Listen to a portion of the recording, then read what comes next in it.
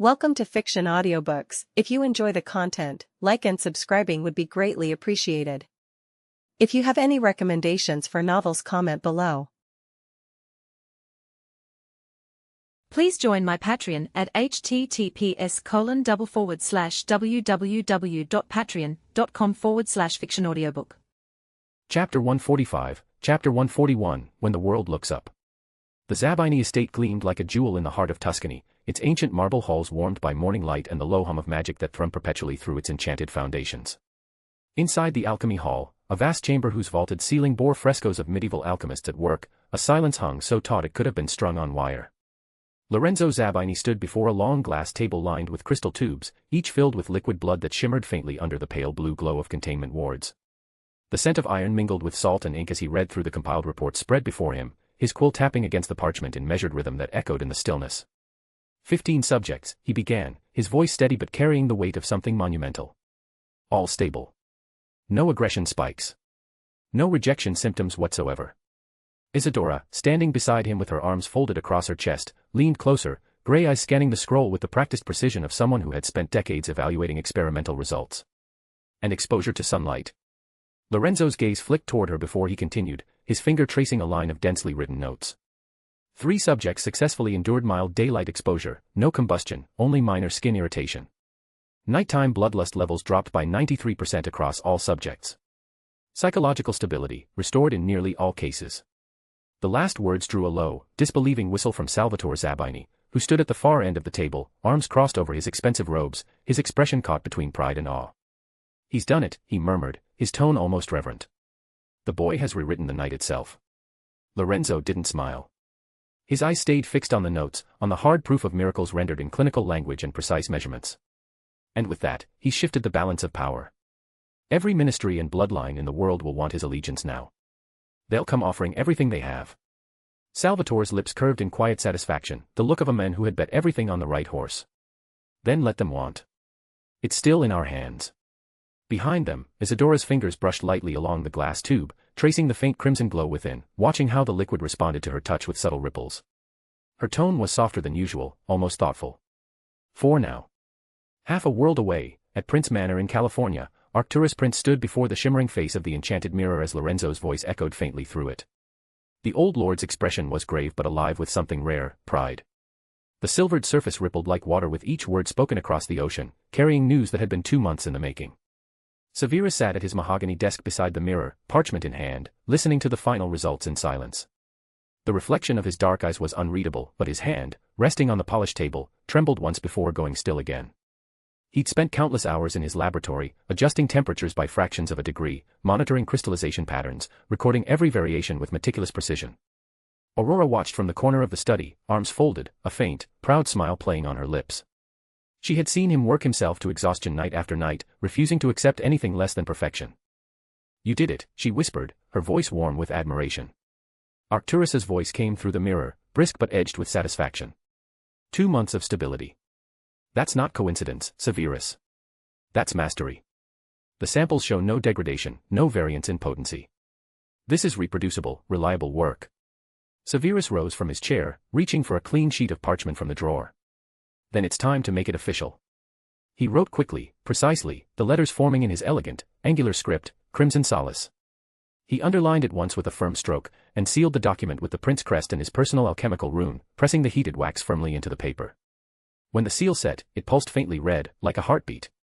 The study was quiet when he sent it, almost reverent, as though the very walls understood the weight of what was about to happen. Severus placed the sealed submission scroll on the rune circle carved into the desk's surface. The ancient wood had been etched with precision, each line of the circle humming faintly with latent magic. The parchment flared once in golden light, brilliant and blinding for just a heartbeat, before vanishing entirely. It was whisked away across continents through ICW channels, carried by magic older and more reliable than any owl. The moment lingered like the end of a spell, that breathless pause between casting and consequence. Aurora, seated in the armchair nearby with a book forgotten in her lap, watched him in silence. Her dark eyes were thoughtful, measuring. "You just changed history," she said softly, her voice barely above a whisper. He didn't look up from the empty desk, from the space where his life's work had just disappeared. "Or doomed myself to be studied by it." She half smiled, half frowned, the expression caught somewhere between pride and concern. "You always did have a talent for doing both." A day passed. Then another. The manor settled into an uneasy quiet, the kind that came before storms or revelations. Severus found himself unable to focus on anything else, his thoughts circling endlessly back to Geneva, to faceless council members examining his work, weighing his words. On the morning of the third day, the manor's wards hummed sharply, a flare of gold that rippled through the air like a stone cast into still water. The magical resonance was different from standard all-post, more formal, more powerful. Arcturus appeared moments later, his expression unreadable, holding a glowing scroll.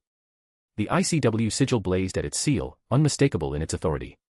Severus broke it open with hands that remained perfectly steady through sheer force of will. The parchment unfurled, heavy and official, text scrawling itself in elegant runes that shimmered as they formed. To Mr. Severus Shafik. Your potion, Crimson Solace, has been received and is under review by the International Potioneers Council and the Magical Species Regulation Division. Given the unprecedented nature of your submission, this review will include ICW-monitored trials with registered vampire citizens under controlled supervision. A panel of master potioneer evaluators has been assembled. Additional documentation regarding your methodology may be requested. You will be notified of developments as they occur. High Council of Potioneers, Geneva. Arcturus exhaled slowly, a ghost of pride tugging at the corner of his mouth as he regarded the young wizard before him.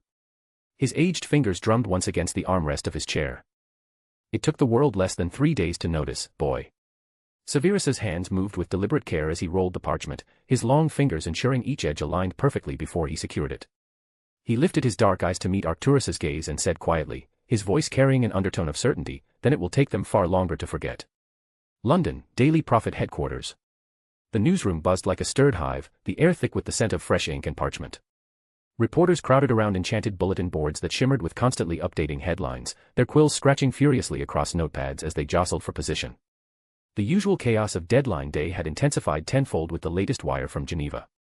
ICW receives vampire potion submission, unprecedented innovation by teen alchemist.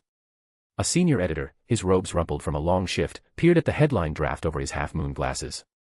He stroked his graying beard thoughtfully before muttering, the Shafik boy again. Merlin, help us.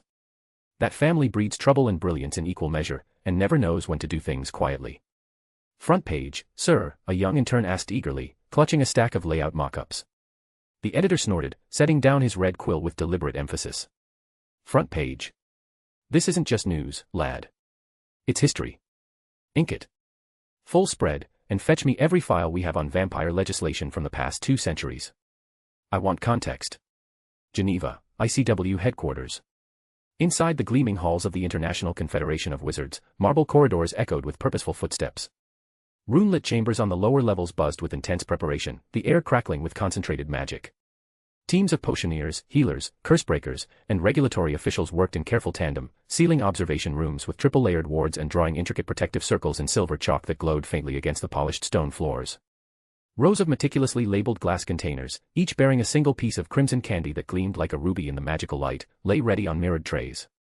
The reflective surfaces were enchanted to detect any volatile magical signatures. An elderly potioneer, her hands marked with the faint scars of decades of experimental work, approached one of the trays. She traced the name inscribed on a label with trembling fingers, her eyes misty with recognition. Crimson Solace, she whispered, her voice barely audible above the hum of activity. We buried this research a century ago, deemed it too dangerous, too unpredictable, and now a boy of 16 resurrects it as casually as brewing pepper up potion. Across the room, another potioneer, younger but no less experienced, adjusted his protective goggles and murmured grimly, let's hope to Merlin and Morgana both that he resurrected it right. Durmstrang Institute, Northern Europe. In the vaulted library, beneath centuries-old stone arches that had weathered countless northern winters, a group of 7th years huddled over the ICW bulletin announcement. The parchment lay spread across the scarred oak table, its official seal still gleaming with enchantment. He's our age, one said in awe, his finger tracing the name printed in formal script. And he's done what hundreds couldn't. A skeptical friend leaned back in his chair, arms crossed. Or he's about to get himself killed for trying. Silence fell over the group as they exchanged glances, each weighing glory against mortality. Zabini Estate, Italy. Dawn spilled gold over the vineyards, painting the ordered rows of vines in amber and rose. Isadora stood on the balcony, her reflection faint and ghost-like in the glass as she watched the morning mist roll through the fields like a living thing, drowning the valley in white before the sun could burn it away. It's begun, she murmured, her breath fogging the window. They'll either crown him or crucify him. Lorenzo joined her quietly, his footsteps soft against the stone. He stood with his hands clasped behind his back, shoulders squared despite the early hour. Maybe both, he said, his voice carrying the weight of experience. Behind them, Salvatore's voice carried faintly from the study, already dictating letters to allies and accountants alike. The scratch of quills and shuffle of parchment formed a steady rhythm. The machinery of legacy was turning, its gears grinding inexorably forward. Prince Manor slept beneath a calm sky, the ancient estate wrapped in the hushed stillness that only deep night could bring. Severus stood alone on the terrace, moonlight painting silver edges across the marble floor. The cool stone radiated the day's lingering warmth beneath his feet. In his hand, he held one of the final prototype candies, a small, perfect ruby of magic and defiance, its surface catching the pale light with an almost liquid shimmer. He turned it between his fingers, studying the way the faint glimmer reflected in his eyes, twin points of crimson dancing in the dark depths. The candy was deceptively simple in appearance, yet it represented months of careful experimentation, countless failed attempts, and risks that would have made most wizards retreat in terror. The world always craves salvation, he thought, but it fears the hands that bring it. He dropped the candy into a glass of water that had been waiting on the terrace balustrade. It dissolved slowly, crimson threads unfurling through the clear liquid like veins spreading through skin, like ink blooming through parchment, like something alive and purposeful. The transformation was mesmerizing, beautiful and vaguely unsettling all at once. "It's begun," he whispered to the night air. From behind him, Arcturus's voice emerged from the shadows, calm and almost proud. "And once the world drinks from your hands, Severus, you'll never be able to close your fist again." The old wizard stepped closer, his presence a steady weight at Severus's shoulder. Severus said nothing.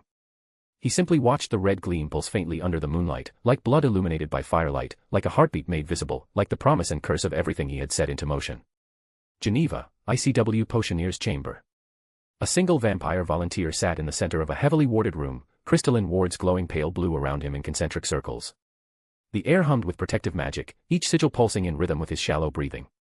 A potioneer in crisp indigo robes stepped forward and handed him one crimson candy, no larger than a pearl. The vampire's pale fingers trembled as he accepted it. He hesitated, studying the translucent confection as it caught the ward light, then placed it carefully on his tongue. The wards shimmered, their glow intensifying for a heartbeat before settling back to their steady pulse. The man's eyes, once clouded black like oil over water, lightened faintly, traces of amber breaking through the darkness. The trembling in his hands eased, his fingers slowly uncurling from the fists they had formed. The head potioneer, a stern witch in grey robes with silver threading at the cuffs, leaned forward over her workbench. She dipped her quill and wrote in her leather-bound ledger with precise strokes. Stable response. No aggressive reaction. No dark resonance. Her hand paused above the parchment, quill hovering as she watched the vampire take his first steady breath in what might have been years. She added one final note, her usually rigid script softening with something almost reverent. History may be unfolding. Unknown location, UK. Far from the gleaming laboratories of Geneva, in a decaying manor house lit only by the eerie green glow of cursed flames, a Death Eater read the newspaper aloud to the darkness. His voice trembled slightly as he reached the crucial passage. "The Shafiq boy, he's alive then." From the shadows gathered thick in the corner of the room, a silken, cold voice replied, amused, almost tender, like a teacher pleased to discover a particularly promising student. "Alive, and arrogant. I will have his brilliance, or his blood." The firelight flickered and danced across the walls, casting writhing shadows. In the Death Eater's trembling hands, the newspaper began to smoke and curl, its edges browning before the entire page crumbled to ash, drifting to the floor like black snow. And across oceans and continents, in a different world entirely, Severus Shafiq slept peacefully beneath a quiet California sky, his breathing steady and undisturbed, utterly unaware that history, and the Dark Lord himself, had just begun to turn their gaze his way. Hi everyone. D. Chapter 146, Chapter 143, The Weight of Recognition. Prince Manor, California. Again, Severus said, guiding Julius's hand over the chalked sigil. "You're compensating for drift, answer with symmetry." Julius frowned, studying the incomplete rune beneath his fingers. He corrected the curve with deliberate care, and the stabilizing rune answered immediately with a crisp, steady glow that hadn't been there before. "Better," Severus murmured, a note of approval threading through his voice. The manor wards flared crimson gold without warning. All three of them, Severus, Julius, and the hovering chalk suspended midair, stilled instantly.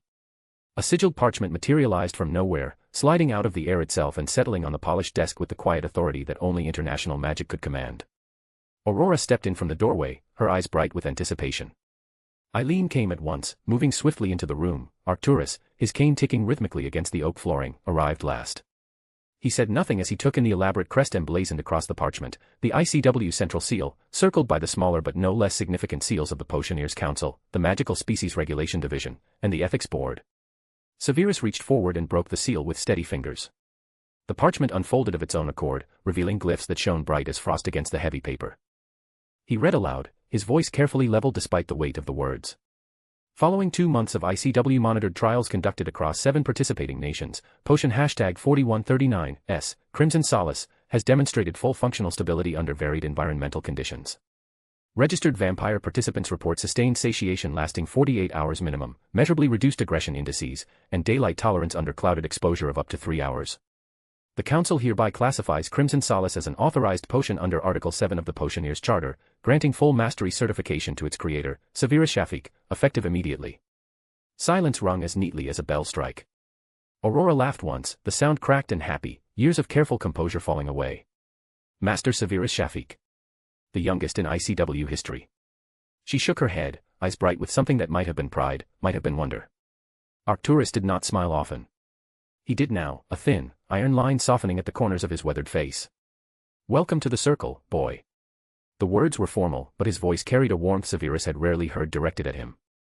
Eileen's control broke, she caught Severus in a fierce embrace, her fingers clutching at his shoulders as though to reassure herself he was real. He froze, then returned it, awkward and careful, like holding something fragile he did not wish to damage. Her breath hitched against his collar, and he felt the tremor in her frame. Relief settled first, washing through him in waves. Vindication followed, cool, sharp, sliding between his ribs like a blade he'd forged himself. Beneath both, threading through the satisfaction, a flicker of something like fear. He had reached the summit he'd set his sight upon years ago, and for the first time, standing at its peak, the ground felt as though it was moving under him. The path ahead was suddenly, terrifyingly undefined. Julius, vibrating with barely contained energy, whispered, "Does this mean I have to call you Master now?" His eyes danced with mischief despite the reverence of the moment. "No," Severus said, recovering his dry calm like a familiar cloak. "It means you have to fix your line work." Julius grinned, unrepentant. The sigil steadied beneath his renewed focus. Somewhere, a clock in the manor found a new rhythm to keep. Geneva, ICW steps. A robed functionary emerged from the ornate bronze doors and pinned a notice to the outer board with deliberate ceremony. Within seconds, quills flashed like lightning as gathered scribes rushed to copy the words. The official statement, inscribed on cream parchment bearing the ICW seal, read: "The International Confederation of Wizards formally recognizes Crimson Solace, the first successful long-term stabilizing potion for vampiric physiology in modern history." Another slip was pinned beneath it, this one edged in silver. Potions Master Severus Snape, youngest master in International Confederation of Wizards records at 19 years of age. Reporters pressed against the iron gates, shouting questions in half a dozen languages.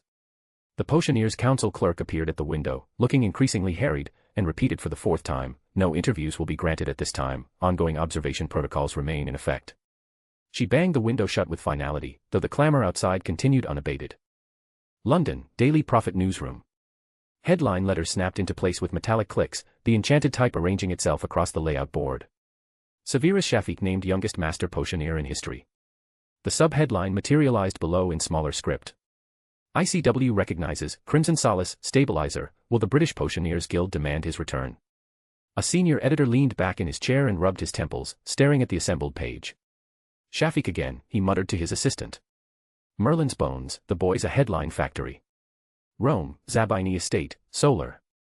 "The floodgates have opened," Salvatore said, pacing before a bank of tall windows that overlooked the terraced gardens below. Afternoon light cast long shadows across the Persian carpet beneath his feet. "Every syndicate, every ministry, every private enclave from here to Shanghai will want his formula. They'll be circling like vultures within the week. Then we protect him as our own," said Vittorio Zabini from his carved chair, its high back adorned with the family crest in inlaid mother-of-pearl. His voice was silk over steel, the tone of a man accustomed to having his pronouncements become reality. "And we protect our interests while we do it. The boy's breakthrough represents more than just academic achievement, it represents leverage." Lorenzo folded the ICW bulletin with deliberate precision, setting it on the mahogany side table. Quietly, he added, the single word carrying weight. "The moment we appear too eager, questions will be raised about our involvement. About what we knew, and when." In the alcove near the eastern window, Isadora scanned a separate circular, this one marked with the official seal of the Potions Registry, acknowledgement of private sponsors, Zabini Consortium, for preliminary trials logistics. She folded it once, her expression thoughtful as she traced the embossed letterhead with one finger. Ties, visible and invisible, tightened around them all like a carefully woven net. Prince Manor, California. The study's fire crackled in its stone hearth, flames dancing in shades of amber and gold. Shadows moved like measured breath across the leather-bound books lining the walls and the aged maps spread across the mahogany desk. Arcturus poured 2 glasses of wine with deliberate care, the crystal decanters catching the firelight. He added a single scarlet drop to each, a carefully measured dose from the vial he'd kept tucked in his robes.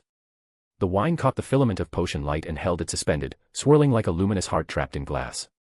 "Recognition brings vultures," he said, his voice low and measured as he set down the decanter. "The ministries will circle, both the American and British branches. So will Voldemort, once word reaches his ears." Severus accepted the offered glass, turning it slowly between pale fingers. He watched the pale ribbon of red climb the crystal facets and fall, climbing and falling in hypnotic patterns. "Then I'll choose my hunters carefully." "That," Arcturus said, settling into the chair opposite with the weight of experience behind his words, "is what every legend says before they bleed." They drank in companionable silence. Legacy tasted like iron and fruit and risk, complex, bittersweet, with an aftertaste that lingered on the tongue like consequence. Outside, the wards murmured to the night, their protective magic a constant whisper against the darkness. Inside, a page in Severus's journal dried, crimson solace, authorized. The ink had already begun to set, and the letters looked older than he felt, as though time itself had aged them the moment they touched parchment. Ilvermorny, headmaster's office. Agilbert Fontaine set the ICW circular down on his desk as though it might leap back up and burst into celebratory song. "Youngest master on record," he said, shaking his head slowly. Merlin's sweet hat. Professor Langford stood by the tall bookshelf, allowing herself an unguarded smile, a rare expression from the typically reserved potions mistress. "He wrote me 3 drafts of the submission letter and burned 2, she said. The third was Severus. Precise. Unapologetic. Not a single wasted word." "Good," Fontaine said firmly, leaning back in his chair. "The world's full of men who apologize for being remarkable. I'm glad he isn't one of them." "Crimson solace will drag half the academies into the present," Langford murmured, pride threading through her measured tone like gold through dark fabric. "He's brought eyes to Ilvermorny that never looked our way before. The European journals are finally paying attention." "Then we make good on them," Fontaine said, his expression turning contemplative. His gaze drifted toward the window, where dawn pulled a pale line of light across the distant Berkshire hills, touching the frost-covered grounds below. "Send him our formal commendation. And a request, when the storm comes, if it does, I'd like him to lecture here. Our students should hear him tell the world it was wrong about what could not be done." Langford's smile warmed, softening the severe lines of her face. "He'll say yes. And then pretend he didn't enjoy it." Hogwarts, headmaster's office. The portraits pretended to sleep, as they always did when news carried the scent of change. Their painted eyes remained closed, their breathing slow and deliberate, though anyone who had spent enough time among them knew better. Outside, rain lashed against the tall windows, each droplet a whisper against the ancient glass, collecting in rivulets that traced paths down the diamond-shaped panes. Within the circular room, the fire burned low in the ornate hearth, throwing uneven light over the faces gathered there. The silver instruments on their spindle-legged tables had gone quiet, as if they too were listening. Albus Dumbledore stood behind his desk, fingers laced together, his half-moon spectacles catching the firelight. The weight of his years seemed more pronounced tonight, settled across his shoulders like an invisible mantle. Minerva McGonagall sat upright in a high-backed chair, sharp and composed, her tartan robes impeccably arranged. Not a hair had escaped her tight bun. Phileas Flitwick perched on the edge of his chair, small feet dangling several inches from the floor, eyes bright and thoughtful behind his wire-rimmed spectacles. Pomona Sprout, calm and kind as ever, folded her hands neatly in her lap, though soil still darkened the edges of her fingernails from an afternoon spent in the greenhouses. And Horace Slughorn, his burgundy robe slightly askew, his expression unreadable beneath his walrus mustache, swirled the amber liquid in his goblet with deliberate slowness, saying nothing. The firelight danced across the crystal facets. "The International Confederation of Wizards has authorized Crimson Solace for distribution," Dumbledore began, his voice even and measured, but his eyes flicked briefly toward the official parchment spread before him, its seal bearing the mark of the ICW. "Severus Snape has been granted full mastery. At 19. For a heartbeat, no one spoke. The only sound was the crackle of the dying fire and the persistent drumming of rain against stone. Then Horace let out a low whistle, his mustache twitching upward. "Prodigious," he muttered, staring into his drink. "Absolutely prodigious. I always said the boy had potential." He rolled the word around in his mouth as if trying to find its original flavor, but it tasted bitter now, hollow and inadequate for what Severus Snape had actually become. Minerva's lips thinned into a tight line, though her tone carried reluctant admiration when she spoke. "The Daily Prophet claims the ICW called his work a milestone in magical medicine. They're saying he's the youngest master potioneer in a century. Perhaps longer." Pomona looked up from her teacup, concern creasing her round face. Will the British Potioneers Guild demand his return? They'll want to, Horace said automatically, his voice carrying the cynicism of one who had navigated professional politics for decades. They'll hold press conferences, issue strongly worded letters, claim him as one of our own, a product of British magical education. He sighed heavily, setting down his goblet with more force than necessary. But they didn't claim him when he was here, did they? When he was just another brilliant student who didn't fit their narrow expectations. That silenced the room. Phileas spoke next, his voice soft and measured. He wrote to me last night. Four sets of eyes turned toward the diminutive charms master, surprise flickering across their features. He asked after the charms archives, specifically about kinetic ward harmonics and their applications in defensive theory. Phileas paused, adjusting his spectacles with one small hand. And he said to tell the Ravenclaws they were right about hex escalation theory. That their models were sound. A small, fond smile touched his face, crinkling the corners of his eyes. He remembers everything. Every debate, every theory we discussed. After all these years. Dumbledore's eyes, pale and reflective in the candlelight, did not change. His expression remained carefully neutral. He has always remembered. It is one of his greatest gifts, and perhaps one of his heaviest burdens. Minerva's voice softened, losing some of its characteristic tartness. He could have been here. Teaching alongside us. He would have made a remarkable professor. Dumbledore looked up from his contemplation of the far wall, meeting her gaze directly. He is where he chose to be, Minerva. And he has made an extraordinary choice. One that will reshape more than just his own future. Pomona nodded quietly, her weathered hands folded in her lap. We should send our congratulations. However things stand between us all, that much is simply proper. Yes, yes, Horace murmured, waving his hand half-heartedly, the gesture lacking his usual theatrical flair. Optics and all that. The right connections to maintain, the proper sentiments to express. But also because it's right, I suppose. Not suppose, Pomona corrected gently but firmly, her earth-brown eyes steady on his face. It is right. Not for appearances, but because he deserves our acknowledgement. Dumbledore inclined his head in agreement, his silver beard catching the light. Phileas, if you draft a letter from the staff, we'll all sign it. He should know that his first school remembers him kindly, and wishes him well in this new chapter. The conversation might have ended there, settled into comfortable silence or shifted to other matters. But Horace Slughorn, who had been uncharacteristically silent after his first outburst, his usually animated face gone still, stared into his glass, watching the amber liquid catch and bend the light, watching the reflections twist and fade like memories half forgotten. When he finally spoke, it was without the bluster or self-satisfaction that had long defined him, his voice carrying a weight that made the others turn to listen. I misjudged him, he said, so quietly that even the portraits stirred in their frames, as if straining to hear. I misjudged Severus from the beginning. Minerva frowned, her lips pressing into a thin line. Horace. No, Minerva, he interrupted, voice low but steady, each word weighted with conviction. Let's call things by their name. When he was here as a student, I saw a clever boy with good instincts and a sharper temper than was wise. I thought him bright, yes, undeniably so, but not extraordinary. I told myself he lacked the polish, the charisma, the connections. He gave a humorless chuckle, dry as autumn leaves. Merlin helped me, I used to collect those with connections like rare wine. Vintage years, promising futures, names that opened doors. The others watched him in silence, the weight of his confession settling over the room like snow. I thought Severus would fade, he continued, his gaze distant, fixed on something only he could see in the dancing flames. That he'd burn fast and vanish, as many do when they lack resources and patronage. I didn't see what was in front of me, a mind that would outstrip all of us before he was 20. A once-in-a-generation intellect, perhaps once in a century. He swallowed, the movement tight and difficult, as though the words themselves resisted being spoken. And I ignored him when it mattered. When he might have needed a word, a nudge, a steadying hand. Instead, I wrote him off as another poor boy with promise but no prospects. Another name I needn't add to my collection. The fire cracked, a log splitting open with a hiss that punctuated his words. Horace leaned back in his chair, the leather creaking softly beneath his weight, eyes glimmering with something that might have been regret, or perhaps shame. I find myself wondering, these days, if it was Hogwarts that failed him. Or if it was simply me.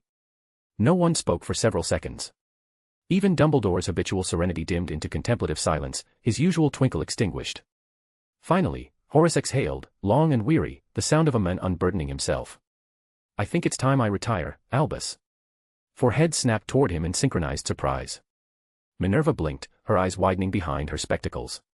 Retire? Horace, surely you're not serious. Oh, I am, he said softly, with a certainty that brooked no argument. After the next academic year concludes, I'll hand in my resignation.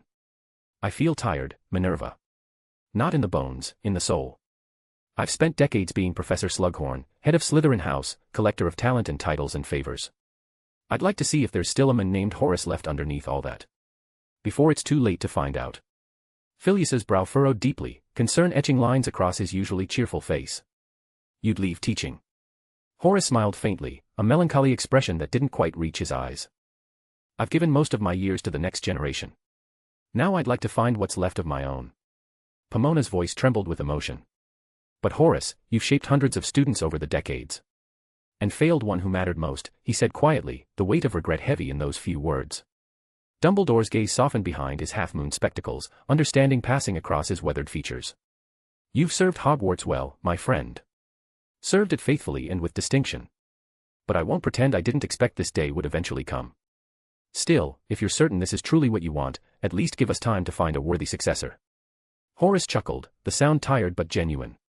That may take a while, headmaster. Real talent doesn't queue at the gates like eager first years. But I'll stay through the next year. I owe the Slytherins that much, at least. Thank you, Albus said simply, inclining his head with gratitude. Outside the tall windows, the storm deepened. Rain slid down the ancient glass like ink bleeding across parchment, distorting the grounds below into dark, formless shapes. Horace looked toward the window, watching as lightning split the horizon in brilliant, branching veins. He's out there somewhere, he murmured, almost to himself, proving that the ones we overlook often build the future while we're too busy congratulating ourselves for recognizing the obvious. Minerva opened her mouth to answer, but thunder swallowed her words whole, rolling across the castle like a physical force. For a fleeting second, a jagged bolt of white tore across the sky, reflected in Dumbledore's glasses like twin shards of light, brief and blinding. And deep within the castle, unseen by any of them, a single quill trembled on an empty desk in the potions classroom, where a faint shimmer of red ward light, left over from an old experiment conducted months ago, pulsed once before fading back into darkness. A ghost of a presence. A memory of genius that had passed through these halls. The storm outside raged on, wind howling against stone walls that had stood for 1,000 years. And in the flickering silence that followed the thunder's retreat, Albus Dumbledore whispered to no one in particular, his voice barely audible above the rain. History has a cruel way of circling back. Hi everyone. D. Chapter 147, Chapter 144, Invisible Chains. Geneva, ICW Council Hall. The conference chamber of the International Confederation of Wizards was vast and cold, a ring of marble and gold sigils suspended above the clouds, its enchanted windows revealing nothing but the white expanse of alpine mist below. 12 council members sat at a crescent table of polished obsidian, parchment screens glowing before them like ghostly tablets, each marked with the same 2 words in crimson script, Crimson Solace. The air was thick with static and disagreement, the kind that preceded storms both literal and political. Open licensing is untenable, declared a delegate from Germany, her tone clipped and precise. If we release the formula to the public, there will be imitation brews within a week, poorly made, dangerous, and untraceable. We'll have blood poisonings from Berlin to Buenos Aires. Classified production will invite black markets, countered the Spanish delegate, leaning forward with both palms flat on the table. Vampire covens will pay fortunes for their own supply. Regulation will crumble before it even takes root. We've seen it before with Wolfsbane. A French alchemist tapped his quill sharply against the desk, the sound echoing in the cavernous chamber. Then we regulate ourselves. Establish official facilities, limited patent duration, audited by the council at every stage. Controlled distribution through approved channels only. It will take years to build such oversight, another interjected, a silver-haired wizard from the Nordic delegation. The infrastructure alone would require international cooperation on a scale we haven't achieved since the statute was signed. And the boy, Shafiq, is independent. He answers to no guild, no ministry. He's aligned with the Zabinas, private enterprise, not academia. Not us. That last word, Zabinas, rippled through the room like thunder before a lightning strike. At the far end of the crescent, the head potioneer, an elderly witch with skin like carved ivory and eyes that had witnessed a century of magical innovation, closed her ledger with deliberate slowness. You're all missing the point, she said, her voice quiet but cutting through the debate like a scalpel through silk. For the first time in our recorded history, the vampire curse has been tempered. Not cured, not destroyed, but fundamentally altered. Do you understand what that means for the world's balance? For the treaties we've maintained, the territories we've negotiated, the blood we've spilled to keep the peace. She gestured toward the report floating midair, shimmering graphs in gold and crimson, spectral signatures from testing facilities across 3 continents, living proof that something impossible had been achieved. It means nations built on nocturnal control, on blood contracts and night treaties, may collapse within a decade. It means we are no longer dealing with alchemy or ethics. We are dealing with power realignment. Her gaze swept the chamber, lingering on each face, some pale with comprehension, others still rigid with denial. And whoever holds this formula will not just command vampires, they will command history. The chamber fell silent. The council seal glowed faintly above the dais, the great scales of balance shimmering in the enchanted air, their golden chains swaying though no wind stirred within these warded walls. Finally, a soft voice broke the stillness. From the shadows behind the high bench, the ICW Director of Magical Security spoke, a man in silver robes trimmed with protective runes, his face half concealed by an enchantment that blurred his features like morning mist. His tone was smooth, diplomatic, carefully measured, but the undercurrent was steel wrapped in silk. Then we must ensure young Shafiq remains cooperative. A younger delegate, a witch with Scandinavian features and concern etched across her brow, frowned. Are you suggesting surveillance? I am suggesting prudence. The word hung in the air like a verdict already passed. He lifted a hand, pale fingers adorned with rings of office, and a faint magical sigil spun into the air, the outline of a hawk's eye surrounded by spiraling runes of observation and binding. An oversight seal, ancient in design, merciless in function. Authorization for continuous magical oversight has been granted by the High Council, he said calmly, as though discussing nothing more contentious than trade regulations.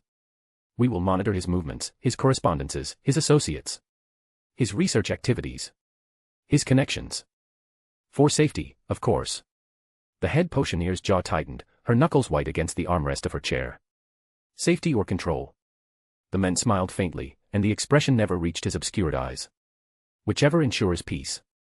The sigil burned brighter, transforming from pale gold to deep crimson, an iris expanding outward like a predator's pupil, pulsing once with ancient magic before imprinting itself on the parchment marked Crimson Solace.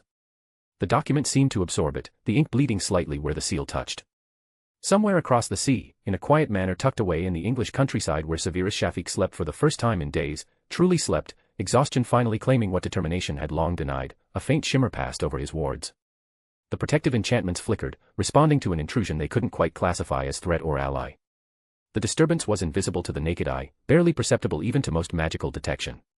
A flicker. A whisper of foreign magic, sliding through defenses like a needle through fabric. Then silence.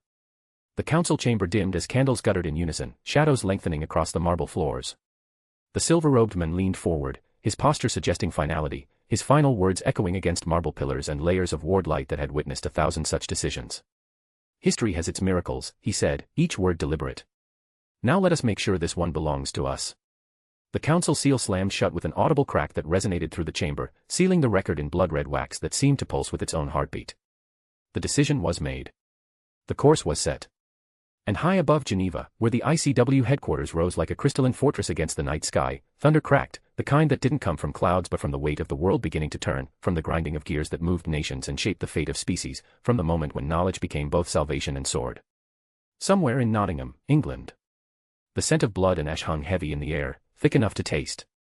Every Death Eater in the room bowed low, silver masks glinting in the dim light, breath held in fearful anticipation. Voldemort sat at the head of the long obsidian table, pale, silent, and utterly still.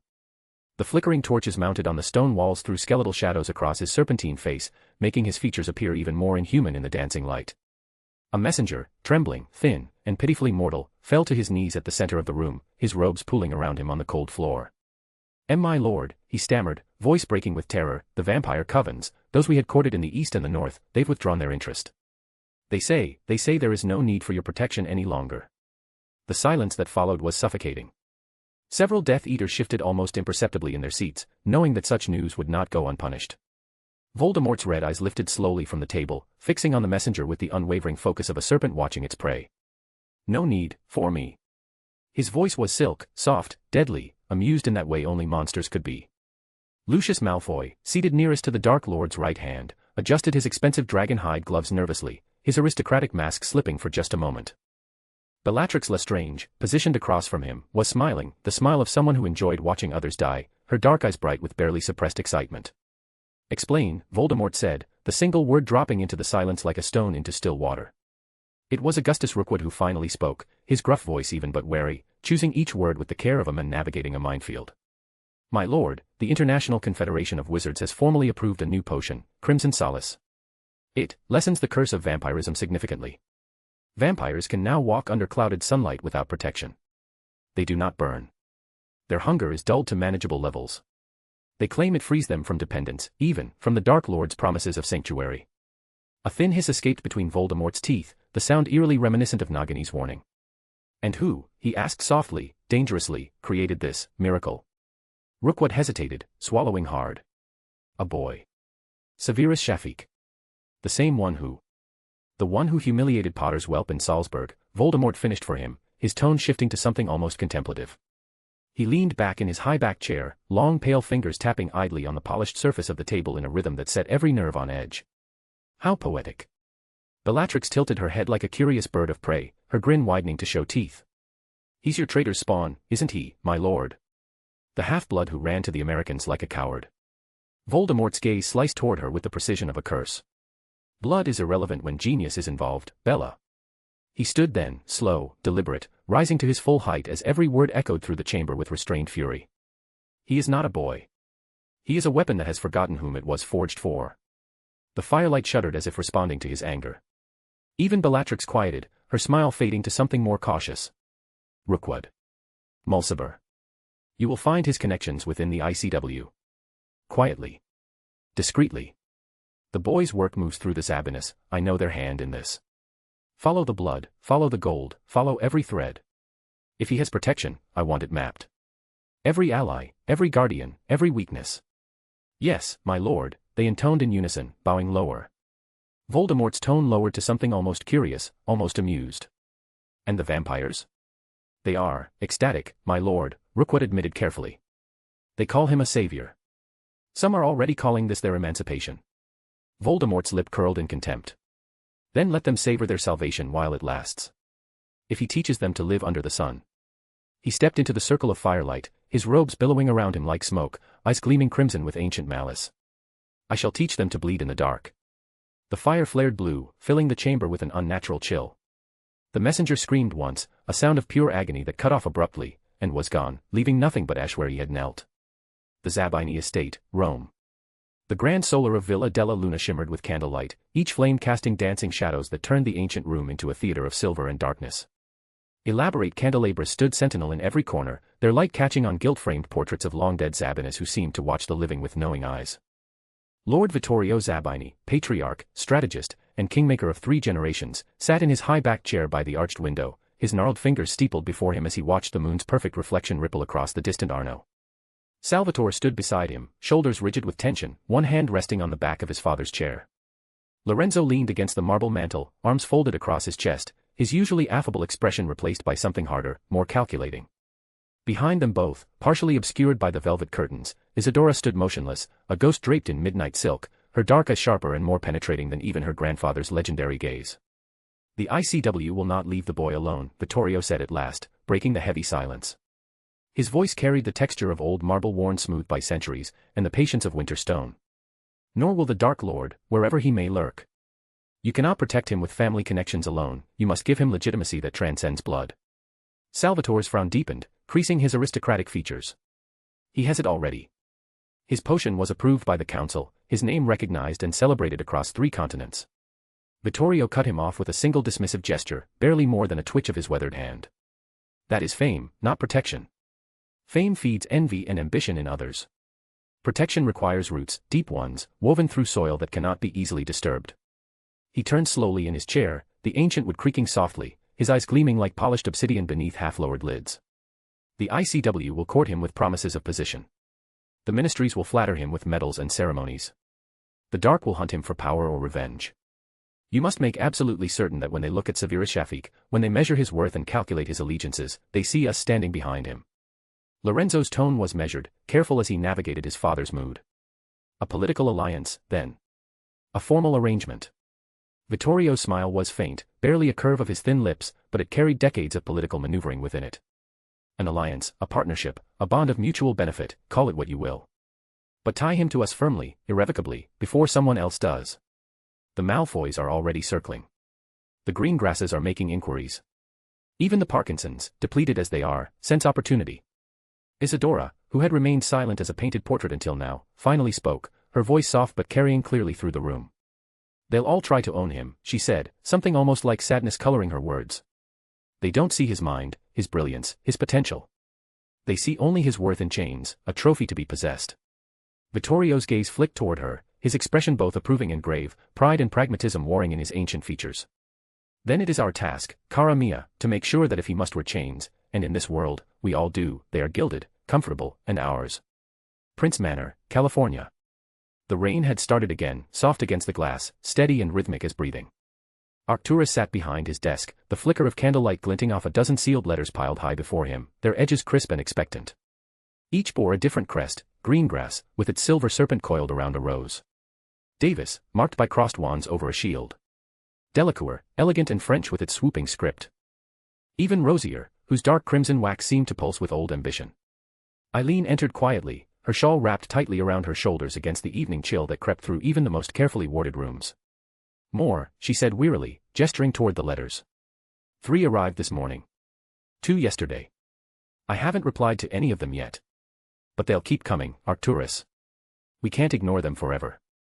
Arcturus leaned back in his chair, the leather creaking softly beneath him as he steepled his fingers. Marriage proposals, he said flatly, his voice devoid of surprise or pleasure. When a boy becomes a master at such a young age, the world suddenly remembers he's still young and single, and available. He's not ready, Eileen murmured, her voice catching slightly. He's still barely 17 in my mind. My son. Arcturus didn't answer immediately. He stared at the wax seals before him, each one gleaming in the candlelight with the weight of opportunity or the shadow of threat. The green grasses are wealthy beyond measure. The Devises escaped Britain with their fortune intact when so many others lost everything. The Delacours have prestige and influence throughout France and beyond. All of them would offer substantial protection. Protection, Eileen repeated softly, bitterly. Or possession. Arcturus's silence was his answer, heavy and deliberate in the space between them. After a long moment, he rose from his desk and crossed to the window, his footsteps nearly soundless on the imported rugs.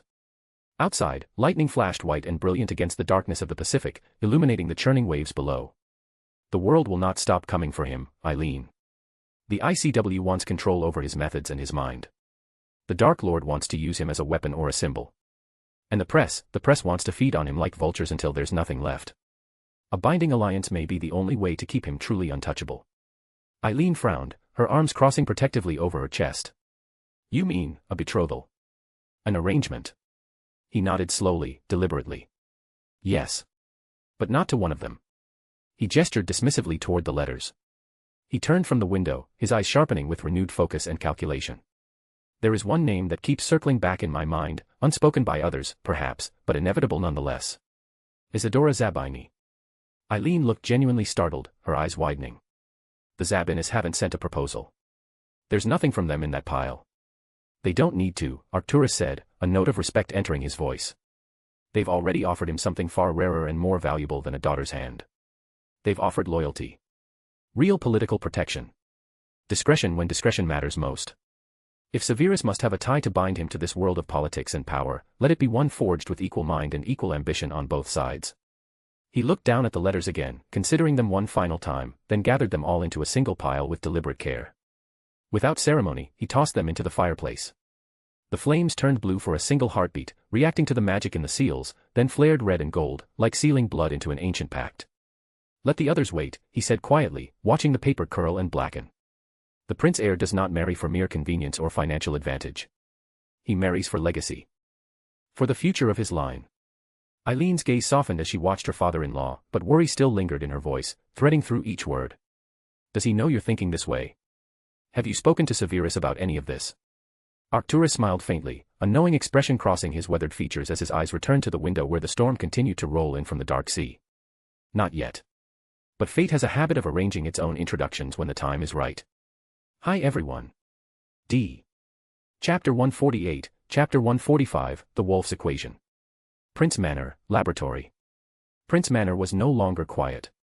Owls beat against the glass like gossiping messengers, their wings smearing the dawn light across the windows. Some perched on the sills, tapping insistently with their beaks, while others circled in frantic loops before diving toward the panes again.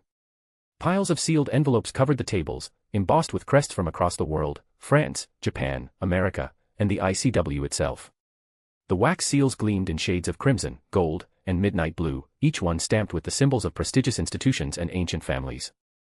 Aurora sifted through them like a weary archivist, her fingers trailing across the expensive parchment. Every letter said the same thing in different words: we wish to collaborate. We wish to learn. We wish to own a piece of what you've built. Some were flowery and deferential, others clinically direct, but beneath the varied prose lay the same hunger. From the laboratory down the hall, the low hum of magic echoed, the same steady rhythm that had filled the manor for months now, a pulse that never seemed to fade. Severus worked in silence, his quill scratching across parchment with surgical precision, each stroke deliberate and exact. He hadn't looked up once since sunrise, hadn't shifted from his position at the workbench, his posture rigid with concentration. Another from the prophet, Aurora said aloud, breaking the seal and flipping one open. They've given you a new title this time. Severus didn't look up, his quill continuing its measured journey across the page. Which one is it now? The alchemist who tamed the night. Julius, bursting through the doorway with an excited grin plastered across his face, repeated it even louder, his voice ringing through the laboratory. That's you. They put your picture next to the headline this time. A full half-page illustration. Severus's hand didn't pause as he inscribed another formula, the runes glowing faintly before settling into the parchment. Then they've already decided to hate me next month. Aurora rolled her eyes, tossing the newspaper onto the cluttered desk beside him. You could at least pretend to enjoy being a legend. Most people would kill for this kind of recognition.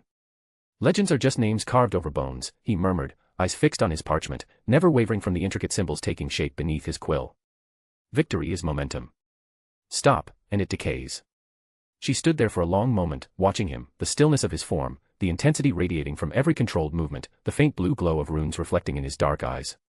Fame had not elevated him, it had encased him, built walls around him that even she struggled to penetrate, turned him into something distant and solitary. And Aurora realized, with a small ache settling in her chest, that success had made Severus lonelier than failure ever did. When the world wanted celebration, Severus built silence. He had cleared the central table of the lab and spread across it scrolls and inked diagrams, the crimson solace data beside ancient, yellowed pages on moonlight infection syndrome. His quill danced between them, mapping patterns of energy flow, magical resonance, and human physiology. Candlelight flickered across the parchment, casting shadows that seemed to move with the rhythm of his work. He muttered as he wrote, half to himself, half to the invisible rhythm of thought. A vampire is a corruption of hunger, parasitic, feeding upon the host. But a werewolf. He circled a diagram furiously, the quill leaving deep marks in the paper. Is not a parasite. It's a transformation. A self-devouring itself, cyclically. He leaned back, eyes narrowing as numbers resolved into runes, his fingers unconsciously tracing the patterns in the air before him. Lycanthropy cannot be cured by suppression. It must be stabilized. Repaired at the level of the soul signature. Aurora entered quietly, wiping her hands on a cloth stained with reagent residue. She'd been organizing the stores in the back room, giving him space to work. You mean to remove the curse? No, Severus said without looking up, his attention still fixed on the swirling notations before him. I mean to reintroduce the person it devoured. She stepped closer, her footsteps silent on the stone floor, studying the half-finished circle etched in silver dust on the ground, two intertwined spirals, one golden, one black. Human and wolf, she murmured. Self and shadow, Severus corrected softly, standing over it like a priest before an altar. His voice carried a weight of reverence, of understanding something profound and dangerous. If I can find the point where they separate, I can make them whole again. The air trembled faintly, as though even the wards held their breath. The parchment came by International Courier All Service, fine, folded, sealed with the Ilvermorny crest pressed into deep blue wax. Aurora handed it to him during supper, her fingers brushing his as she passed the letter across the table. Langford's handwriting, she said, smiling with a knowing warmth. He probably beat the ICW to it. Severus opened it carefully, breaking the seal with his thumb. Langford's script was neat, confident, each letter formed with the practiced precision of a man who had seen the world's cycles turn and still believed in reason despite all evidence to the contrary. To Master Shafiq. My sincerest congratulations on the ICW's official recognition. You've achieved what even the finest alchemists of our time deemed impossible. I hope you remember that mastery is not a crown to be worn with pride, but a chain of expectations, one that tightens with every success, threatening to strangle those who bear it. Severus's eyes lingered on that line, reading it twice. The ink shimmered faintly in the candlelight, enchanted for privacy, visible only to the intended recipient. I must caution you, Severus. Whispers move quickly through Geneva's halls, faster than any official correspondence. They say your Crimson Solace has been moved to a classified oversight committee. You were not informed of this decision, and I suspect you will not be, not officially. They call it regulation. I call it possession. Watch your shadows, my friend. Still, I trust that you, of all people, will turn even surveillance into an experiment. Yours in continued admiration. Langford. Severus folded the letter with deliberate care and placed it beside his plate on the table. His eyes were cold, calm, the practiced mask he wore so well, but Aurora caught the flicker of something beneath that calm. A tremor of restrained fury, like lightning behind storm clouds. He murmured, his voice soft but laced with steel, "Let them watch. I'll give them something worth fearing." The night was quiet when Eva spoke. Her voice cut through the silence like static in the mind, crisp and unwavering. "Severus. Someone is looking through you." He froze mid-notation, his quill hovering above the parchment. "Through me?" "Yes. Through your magical layer. There's a foreign pulse embedded in your ambient signature, a surveillance we've designed to be invisible but constant. Parasitic. Woven into the background noise of your own magic so you wouldn't notice the difference." Her tone shifted, taking on an edge that was almost irritated. "They're watching my code through you. Monitoring our interactions. And they're doing it badly, crude anchoring, unstable harmonics. Whoever designed this doesn't understand recursive enchantments." Severus leaned back in his chair, fingers steepled beneath his chin. "Can you trace it?" "No. It's routed through authorized channels, ICW-approved conduits, ministry-sanctioned relay points. The signature is masked behind legitimacy protocols. Whoever is watching you believes they're doing it legally, or at least wants it to appear that way." He smiled faintly, a cold gleam entering his dark eyes. "Then we'll have to make them question their sanity." Eva hummed in amused approval, the sound resonating with barely restrained anticipation.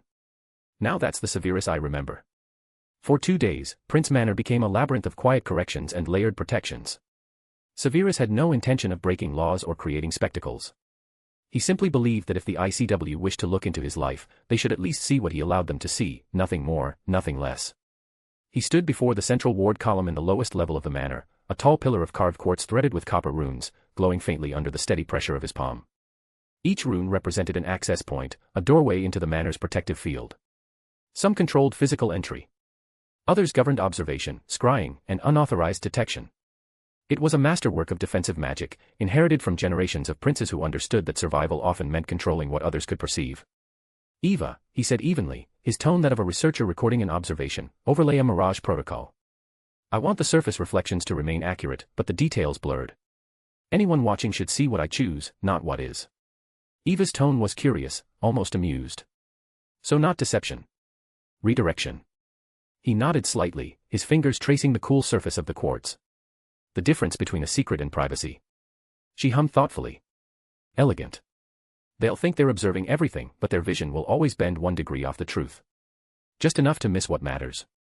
He traced a pattern in the air, soft threads of green and silver magic unfurling across the room like spider silk catching moonlight. The strands settled into the existing wards, weaving seamlessly into the framework. "This isn't about hiding. It's about boundaries. Even gods knock before entering a mortal's mind." The runes pulsed once, then settled into a steady, almost imperceptible rhythm. The work was done.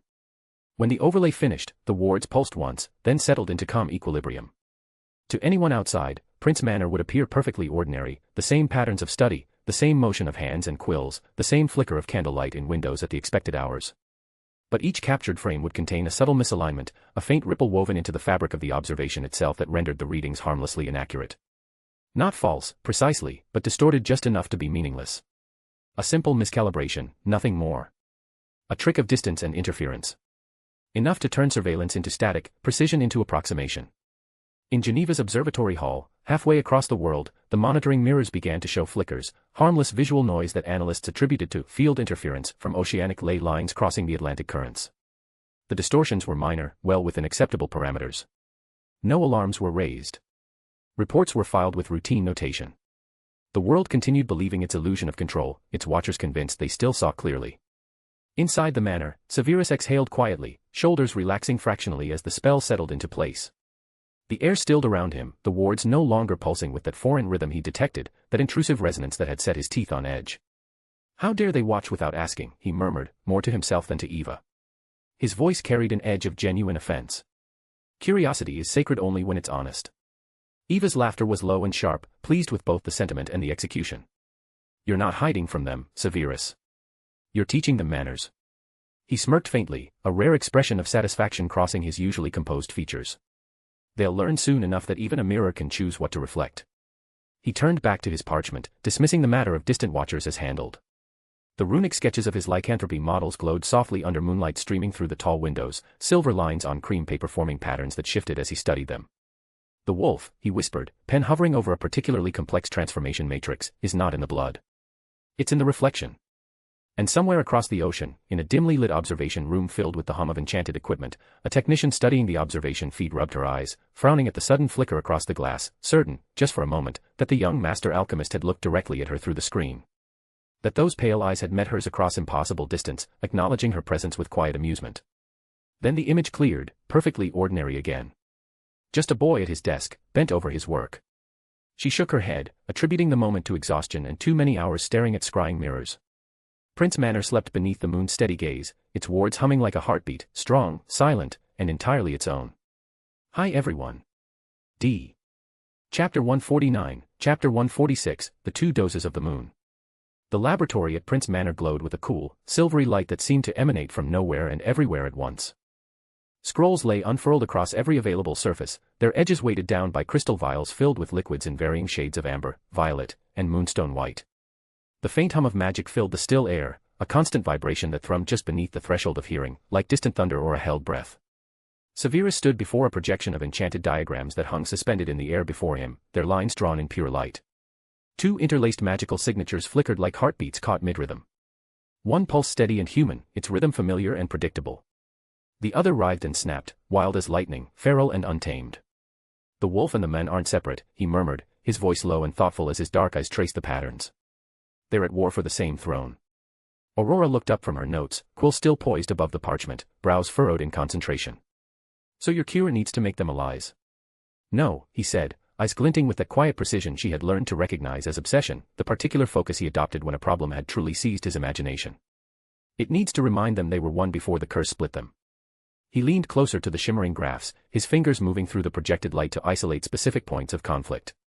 Each lycanthrope report from the ICW Special Creature Division told the same story, documented across decades, across continents, across countless transformed souls.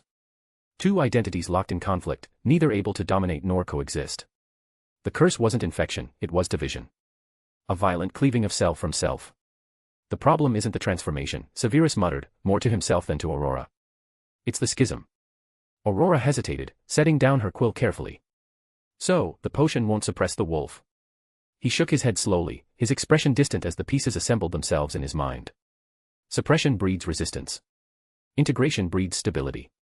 And there, in that moment of clarity, amidst the scent of parchment, dried herbs, and the peculiar metallic tang of captured moonlight, Severus Shafik found his next frontier. A cure that wasn't meant to erase, but to reconcile. Not to silence one voice, but to harmonize two. The theory would require two stages, two potions, he realized. One to acknowledge the division, another to heal it. 2 moons to heal the fractured soul. The cauldron glowed pale silver, its contents swirling like liquid moonlight. Aurora watched as Severus adjusted the flame beneath it, his long fingers moving with practiced precision as he whispered stabilizing runes under his breath. Each syllable fell like frost on glass, deliberate and cold. Steam rose from the potion's surface, curling in delicate spirals that caught the dim light of the laboratory. It shimmered faintly, dreamlike, hypnotic, casting pale reflections across the stone walls and the sharp planes of Severus's face. What is it called? She asked softly, her voice barely audible above the quiet simmer of the cauldron. Severus's gaze remained fixed on the potion, his dark eyes tracking every subtle shift in its luminescence. Lunaris Prima. The first moon. He stirred clockwise once, then counterclockwise twice, each motion precise and unhurried. The silver liquid responded to his touch, its glow deepening from pale gray to something richer, more alive. Aurora could feel the magic humming in the air between them, ancient and strange. This will induce a meditative coma, a dream state, he explained, his voice low and measured. But not a dream of fantasy. A reflection. The subject will meet the wolf within and be forced to confront it directly, without illusion or escape. Aurora's brow creased as she considered his words. You're giving them a dream where they must make peace with the part of themselves that wants to tear them apart. No dream, Severus corrected, pausing in his stirring to meet her eyes. His tone was clinical, detached as always, but his eyes were alive with intent, burning with the fervor of discovery. A confrontation. If they cannot endure it, the cure will fail. No potion can fix a divided mind. The fracture runs too deep. Aurora crossed her arms, her expression troubled as she stared at the silvery shimmer dancing across the potion's surface. You're asking them to do what most wizards spend a lifetime avoiding. He smiled faintly, a ghost of amusement flickering across his usually impassive features. To look in the mirror? Yes. Precisely that. He compared the process to a clemency, not the sealing of thought, but the centering of it. The potion, he explained, would unlock the deep psyche, the place where instinct, fear, and identity bled into one another like watercolors on wet parchment. The wolf would appear there, not as an enemy to be vanquished, but as a test. A truth-demanding acknowledgement. Balance, Severus murmured, carefully pouring the last vial of essence into the cauldron. The liquid fell in a thin stream, mixing seamlessly with the rest. That's all this curse ever lacked. Not suppression. Not denial. Balance. Aurora said nothing, but her gaze softened as she watched him work. His movements were almost reverent now, touched with something she had rarely seen in him, hope, perhaps, or purpose beyond mere survival. Somehow, in his single-minded pursuit to cure monsters, he was learning what it meant to be human. Weeks later, the potion that shimmered before him was darker, deeper, almost cosmic in color. Streaks of silver ran through the deep blue like veins of starlight caught in liquid form, swirling with a hypnotic rhythm that seemed to pulse with its own inner light. The cauldron itself seemed to hold a fragment of the night sky, distilled and transformed into something altogether more potent. He named it Lunaris Secunda. The second moon. Aurora stood beside him at the workbench, her fingers trailing down the layers of parchment covered in his meticulous script, reviewing the complex formulas that had taken weeks to perfect. Each calculation built upon the last in an intricate web of magical theory and alchemical precision. So the first potion forces the wolf and the men to face one another, she said slowly, piecing together the elegance of his design. And this one? This one binds them, Severus replied simply, though the weight behind those words carried the significance of months of research. He traced a rune across the rim of the vial with deliberate care, an infinity loop, the ancient symbol representing duality and balance, two halves of a whole forever intertwined. The rune glowed faintly before settling into the glass itself, becoming part of the vessel. The first dose silences chaos, he explained, his dark eyes fixed on the shimmering liquid. The second writes a new equilibrium. Without the first, it's like forcing a spell through a cracked wand, it will shatter. The psyche must be prepared, unified, before it can be transformed. He walked her through the projected outcomes, turning pages of notes covered in diagrams and observational sketches, his tone almost reverent as he described what he'd theorized. Partial transformation at will, control of claws, fangs, eyes, allowing the lycanthrope to access their enhanced abilities without surrendering their human form entirely. Full transformation with meditation and calm, achieved through mental focus rather than the moon's violent compulsion. No loss of consciousness or memory gaps during either state. No violent impulse or bloodlust driving the transformed state. Immunity to silver, as the unified nature would no longer recognize it as a threat to either half. Accelerated reflexes and heightened senses that could be maintained even in human form, along with unique eye colorations that would shift to reflect the wolf's rank and disposition, gold for alphas, amber for betas, silver for those who walked alone. Aurora's eyes widened as the full scope of his work became clear. That's not a cure, Severus, she breathed, something like awe creeping into her voice. That's evolution. He glanced up from his notes, dark eyes meeting hers, and his lips curved into the faintest shadow of a smile, rare and genuine. Evolution, he said quietly, with the conviction of someone who had glimpsed a fundamental truth, is simply nature learning to cooperate with itself. By the next fortnight, Prince Manor had transformed again, not into a lab, but into a sanctuary of mental discipline. Severus had cleared the entire east wing for his first test subjects, meticulously installing concentric runic circles across the polished stone floor. Focus crystals attuned specifically to moonlight were positioned at strategic intervals, their facets catching and refracting silver light even during the day. Enchanted chimes hung from the vaulted ceiling, their gentle tones pulsing in perfect rhythm with human heartbeats, creating an atmosphere of eerie calm. The first lesson wasn't brewing, it was breathing. Before they can take Lunaris Prima, Severus explained to Aurora as she surveyed the prepared space, they must learn to quiet the noise in their own minds. The wolf isn't their enemy. It's their reflection, raw, unfiltered, and honest. He began designing a crash course in occlumency, simplified and stripped of the traditional harsh methods, instead guided through meditation techniques and sound resonance. The approach was unorthodox, but Severus had never been one for convention when innovation served better. He called in one of his old contacts from Ilvermorny, Professor Cashenlock, the defense mastery specialist who had once stood in his defense at the ICW tribunal when accusations had flown and political pressure had mounted. Cashen appeared in the doorway that afternoon, tall and sharp-eyed, his silver-streaked hair pulled back in a practical cue. The faintest smirk tugged at his lips as he took in the transformed wing. Still making the impossible practical, I see. Severus inclined his head in acknowledgement, the ghost of a smile crossing his features. And still relying on you to make mortals listen. Together, they structured an intensive series of guided trance exercises to prepare werewolves for the mental rigors of Lunaris Prima. Cashen focused on grounding techniques and thought discipline, drawing from decades of teaching defensive mental magic. Severus concentrated on harmonizing the subject's magical cores with the potion's unique properties, ensuring their innate magic wouldn't reject or destabilize the treatment. Aurora oversaw all potion dosages with meticulous precision to ensure safety, her healing expertise proving invaluable in monitoring each subject's physical responses. Watching Severus instruct his subjects one evening, his voice low and steady as he guided them through breathing patterns, Aurora couldn't help but comment, "You're teaching wolves to guard their minds." He looked at her over his shoulder, the candlelight catching in his dark eyes, a hint of amusement threading through his tone. "No. I'm teaching men to stop fearing the howl inside them." The underground chamber of Prince Manor had been transformed into a moonlit sanctum, pale silver light spilling through carefully arranged illusion wards that mimicked the night sky above. Constellations shimmered across the vaulted ceiling, and the air itself seemed to pulse with contained magic. At the chamber's center, within a complex runic circle etched in powdered moonstone and silver, a young man sat cross-legged, trembling despite his best efforts to remain still. Severus stood beside Aurora at the observation station, arms folded across his chest, his dark eyes fixed on the subject. His expression remained unreadable, though his fingers tapped an almost imperceptible rhythm against his forearm, the only outward sign of his tension. "Lunaris Prima, administered at 2300 hours precisely," Aurora whispered, her voice barely audible as she checked the ornate chronometer mounted on the nearby table. Her quill hovered above the parchment, ready to record every detail. The man's pulse slowed, visible through the diagnostic charms Aurora had woven around him. His breathing deepened, each exhale longer than the last. The potion's distinctive silver sheen shimmered briefly beneath his skin, tracing the paths of his veins in an ethereal web of light before gradually fading into his bloodstream. Through the enchanted mirrors surrounding the runic circle, 7 in total, positioned at precise angles, faint images began to form like mist coalescing into solid shapes. The reflections showed not the physical chamber, but something deeper. A wolf, magnificent and wild, with eyes of molten gold and a wary, intelligent gaze, stared across the glassy surface of a still lake. On the opposite shore stood the man's mirrored form, equally uncertain, equally afraid. Severus leaned forward slightly, his scholarly interest overriding his usual reserve. "He's seeing himself," he observed, his voice quiet but intent. "Both halves, separated but aware." Aurora's voice was soft, touched with concern. "And if he fails to accept what he sees? Then he wakes with claws and no reason," Severus said matter-of-factly, though his jaw tightened almost imperceptibly. "The wolf will consume the men entirely, leaving only instinct and rage." He paused, then added with deliberate emphasis, "But if he succeeds?" The air in the room seemed to hold its breath.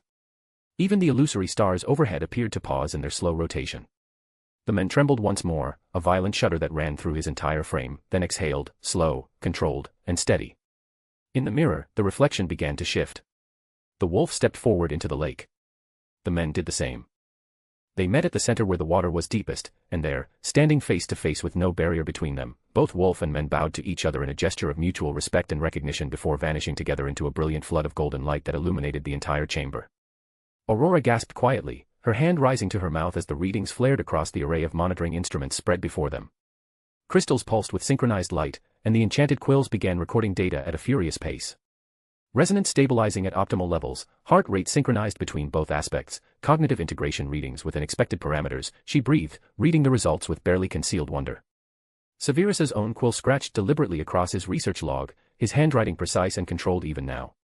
Subject 1, bond achieved. Integration complete at 2317. Duration, stable. No adverse reactions detected. And then, something extraordinary happened.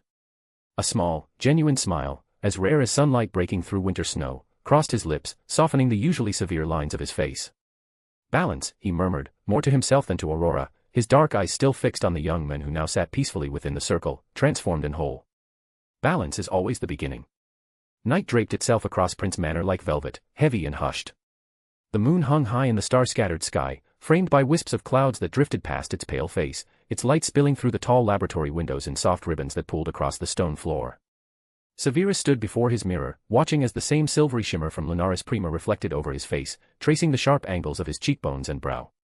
His own eyes, dark and sharp as obsidian, seemed to study him in return with an intensity that went beyond mere reflection.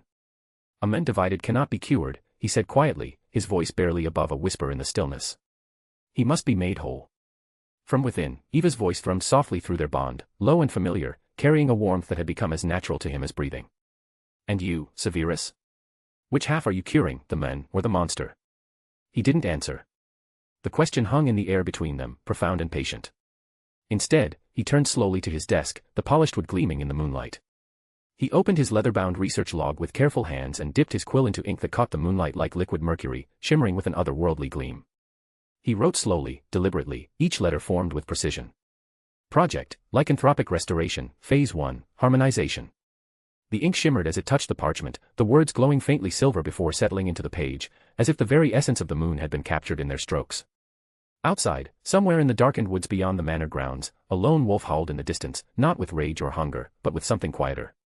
Something deeper. Acceptance. Severus paused, his quill suspended above the page as he listened to the sound fade into the night, carried away on the cool breeze that whispered through the partially open window. Then he returned to his notes, eyes calm and focused, his voice a whisper meant for no one but the silence and perhaps the wolf within. The wolf was never the curse. It was always the cure. And the quill moved again, scratching softly against parchment, drawing the future into existence, one line of silver ink at a time. Hi everyone. D. Chapter 150, Chapter 147, Wolves at the Door. Prince Manor Study. The late afternoon sun slanted through the enchanted windows of the Prince Manor Study, casting soft gold across stacks of parchment, rune diagrams, potion vials, and half-sketched notes that only Severus could decipher. Dust motes danced in the light, suspended in the quiet tension that had settled over the room. Arcturus stood by the hearth, a sealed scroll in his hand, its wax bearing a sigil. Severus had grown painfully familiar with these past months, the ICW silver crest, embossed with the scales of governance and ringed by ancient script. The firelight flickered across the older wizard's features, highlighting the mixture of pride and anticipation etched there. They're nearing the end of the trials, Arcturus said, voice low but vibrating with a rare, controlled excitement. 3 months, Severus. 3 months, and the reports remain consistent. No deaths. No anomalies. No breaches. Severus did not look up from the parchment he was annotating. His quill moved with clinical precision, scratching notes in the margins about temperature variances and stirring patterns. The rhythm of his writing never faltered, as though the ICW's verdict was of no more consequence than the weather. Expected, he murmured. Arcturus huffed, the sound somewhere between exasperation and fondness. Expected, he says. He stepped forward, waving the scroll as if Severus might finally acknowledge its weight, the parchment rustling with the movement. Do you understand the magnitude of this? The last potions master certified under age 21 was 3 centuries ago. You'll shatter that record by 3 years. Severus finally glanced up, dark eyes steady and unimpressed by the historical significance Arcturus was attempting to impress upon him. Records mean nothing. Results do. Arcturus chuckled under his breath, the sound low and knowing. And if you are not careful, boy, they will carve that cold arrogance into your statue someday. Severus smirked faintly, his dark eyes glinting with dry humor. Then they can carve the truth. But despite his dry words, a flicker of something warm, anticipation, pride, quiet triumph, pulsed beneath his calm exterior. His fingers tightened almost imperceptibly around the edge of the parchment he held. Arcturus's expression softened, the hard lines of his face easing into something almost paternal. The fame will come fast. And heavy. You understand that, don't you? Then let it, Severus replied, his tone unchanging as he was already reaching for another scroll from the stack beside him. I have work to do. The Zabini family's mirror flickered to life with a sharp blue spark, the surface rippling like disturbed water before settling into clarity. It revealed Salvatore Zabini seated at the center, his posture commanding, with Lorenzo positioned at his right shoulder, alert and watchful. Isadora stood slightly behind them both, arms folded across her chest, her gaze sharp and unblinking as she studied Severus through the enchanted glass. Salvatore leaned in closer to the mirror's surface, his interest piqued. Severus. You have news. Severus nodded once, crisp and professional. Lunaris Prima succeeded. The subject entered a full meditative trance and confronted his inner wolf directly. No rejection. No psychic fragmentation. His fingers brushed deliberately across a runic page beside him, tracing the careful notations he'd made. Lunaris Secunda stabilized his magical identity completely. The two signatures, human and feral, are synchronized. Voluntary transformation achieved without external triggers. Aggression minimal, well within acceptable parameters. Silver immunity confirmed through direct contact testing. Silence fell across the mirror connection, heavy with implication. Salvatore's jaw dropped open in shock, then his eyes widened in raw disbelief, the composure he usually maintained completely shattered. Severus, do you realize what this means? You've done what the world stopped believing was possible centuries ago. Lorenzo let out a slow, impressed laugh, shaking his head as though he couldn't quite believe what he'd just witnessed. First vampires. Now werewolves. You're rewriting magical biology at 17. Severus didn't smile, his expression remaining calm and analytical. Biology writes itself. I simply read the script. Isadora stepped into view beside her brothers, her dark eyes intense and searching as they fixed on Severus through the mirror. "You didn't just weaken the curse," she said softly, her voice carrying a note of something close to awe. "You changed what it means to be a wolf." He held her gaze calmly, unflinching under the weight of her observation. "I've changed nothing. I've restored what the curse stole." Salvatore regained his breath, straightening as his mind clearly shifted into practical matters. "What do you need?" "I need more test subjects," Severus replied without hesitation. "Preferably those with basic occlumency training. Without mental discipline, Linares Prima risks mental break." Salvatore nodded immediately, decisively. "I'll get you volunteers. As many as you need." Then, after a beat of consideration, he added, "I'll send 2 occlumency instructors as well. We'll prepare them properly." Severus inclined his head in acknowledgement. "Good." As Severus ended the call with a deliberate gesture, the mirror's surface dimmed, its silvery glow fading to darkness. But not before Isadora whispered to her brothers, unaware that the mirror still transmitted faint sound in those final seconds. "He is extraordinary." The study fell quiet after Severus left for the laboratory. Arcturus stood alone in the dimly lit room, staring into the fading blue shimmer where the mirror call had been moments before, watching as the last traces of magical light dissolved into nothingness. Crimson Solace alone would have reshaped magical society. A potion that could cure blood curses was revolutionary enough to shift the balance of power among the oldest families. But lycanthropy. A cure for a curse older than some nations, one that had destroyed countless lives and bloodlines throughout history. He exhaled slowly, his fingers gripping the polished edge of the desk until his knuckles whitened. The implications stretched before him like an endless chessboard, each move more complex than the last. "Vampires and werewolves," he murmured to the empty room, his voice barely above a whisper. 2 ancient clans. 2 cursed species, both of whom have waited centuries for salvation. A long pause stretched through the silence as he processed the weight of what Severus had accomplished. The clans will kneel for access alone. They'll offer anything, everything. His jaw tightened as reality crystallized before him. "Severus, what are you becoming?" He felt pride swell in his chest, fierce, undeniable pride in his grandson's brilliance and determination, but also the cold, heavy knowledge that settled like lead in his stomach. Greatness invited danger, drew it like a lodestone. And Severus was walking straight into the center of it, whether he fully understood the magnitude of what awaited him or not. Prince Manor Laboratory. Moonlight shimmered through the glass ceiling of the laboratory, casting pale silver over scattered scrolls and rune sigils. Severus adjusted the potency markers on Linares Secunda, aligning blue-silver threads within the vial with meticulous precision. Each adjustment sent ripples of luminescence through the potion, the magical strands weaving together like threads of starlight captured in liquid form. Aurora perched on a stool nearby, her quill moving rapidly across parchment as she scribbled notes as fast as he spoke, struggling to keep pace with his observations. Subject 1's resonance stabilized within 20 minutes, Severus said, his voice clinical and measured. Transformation voluntary. Complete cognitive retention throughout the cycle.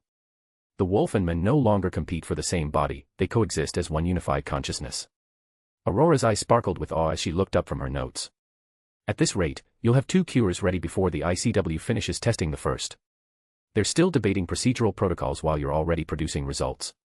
"The world wastes time," he replied, his hands never ceasing their precise movements over the workbench. "I don't."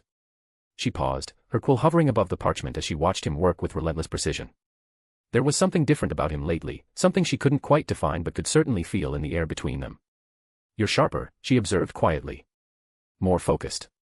More driven than I've ever seen you." Severus didn't look up from his work, his dark eyes fixed on the delicate calibrations before him. "I see the path clearly," he said, his tone flat and certain. "And I walk it." He never acknowledged that the path was also getting lonelier with each passing day. Zabini Estate, Italy. Isadora sat in her private study, the pale moonlight spilling through the tall arched window and across the scattered collection of Severus's notes spread before her on the Mahask desk.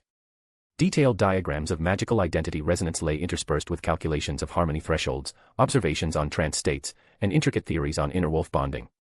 Each page represented hours of research that would have taken most scholars months, if not years, to compile. Her slender fingers traced one particular line of runic theory, her breath catching as she fully comprehended its implications. The elegance of the solution, the sheer audacity of the approach, it was breathtaking. "He is 17, she murmured to the shadows dancing on the walls. "And he has done twice what 20 generations of masters failed to do once." The weight of that realization settled over her like a cloak. She pulled out a fresh sheet of parchment from the drawer, her movements deliberate and measured, and began writing a letter addressed to her grandfather. Her script was precise, each word chosen with careful intent.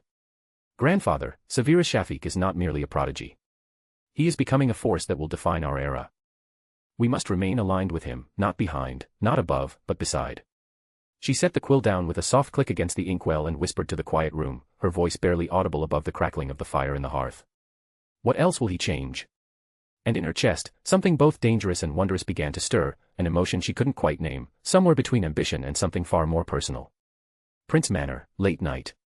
The lab was silent save for the soft hum of runes etched into the stone walls, their faint glow pulsing in rhythm like a distant heartbeat. Severus lit a silver candle, its flame dancing like liquid moonlight, casting pale shadows that writhed across the vaulted ceiling.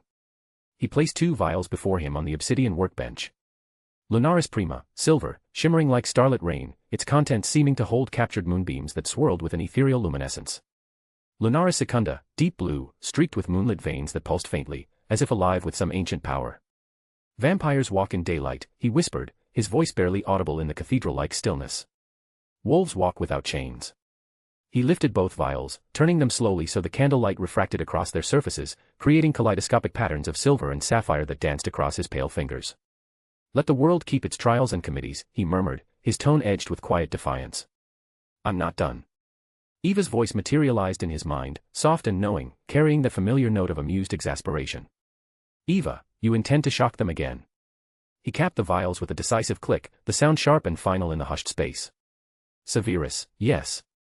He extinguished the candle with a pinch of his fingers, leaving the room bathed only in moonlight that streamed through the high, arched windows. If the ICW wants a miracle to certify. His eyes gleamed, cold and brilliant as cut diamonds in the silvery illumination. I'll give them 2. Hi everyone. D. Chapter 151, Chapter 148, The Gathering of Wolves. Prince Manor grounds.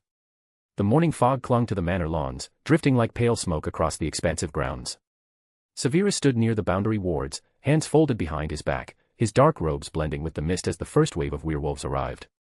6 of them, men and women ranging from their 20s to late 40s, wearing enchanted cloaks that muffled their magical signatures and obscured their features in the dim morning light. They moved with the cautious gait of people who had learned not to draw attention, their eyes scanning the manor's perimeter. They looked nervous. Wary. But also, hopeful, as though this place might offer something they had long stopped believing existed. Aurora stood beside Severus, clipboard in hand, her quill hovering above the parchment as she noted each arrival. Salvatore moves fast, she murmured, her breath misting in the cool air. He wants results, Severus replied, voice low. And so do I. 2 robed figures stepped forward from the shadow of the manor's east wing, the occlumency instructors. Both moved with the practiced precision of seasoned combatants, their presence commanding immediate attention. Both powerful, both unmistakably dangerous. The first bowed politely, the gesture formal yet somehow tinged with an edge of controlled threat. Professor Aldrich Thorne, lean, silver-haired, a former unsocked mental defense agent from Scandinavia. A man who had survived interrogators and legilimens by breaking their minds first. His pale eyes held the kind of stillness that came from having stared into darkness and emerged victorious. The second merely nodded, her acknowledgement economical and precise, Madame Irina Volkov, sharp-eyed, sharp-voiced, quiet as snowfall but rumored to have once occluded an entire battalion of dark witches during the Balkan conflicts. Her reputation preceded her like a blade drawn in silence. Aurora whispered, leaning slightly toward Severus, they're intense. They're effective, Severus said simply, his gaze never leaving the assembled group. As the werewolves gathered in a loose semicircle on the frost-touched grass, Aldrich addressed them, his voice carrying over the mist with crystalline clarity. You are not here to suppress the wolf, he said, each word deliberately placed. You are here to understand it. Discipline is survival. Irina's eyes flashed with something that might have been approval or challenge, it was difficult to tell. And obedience is optional. But self-control is not. Several wolves shivered, though whether from cold or the weight of those words, it was impossible to say. Severus stepped forward then, the silver gleam of Lunaris Prima glowing faintly in his hand, casting pale light across the faces before him.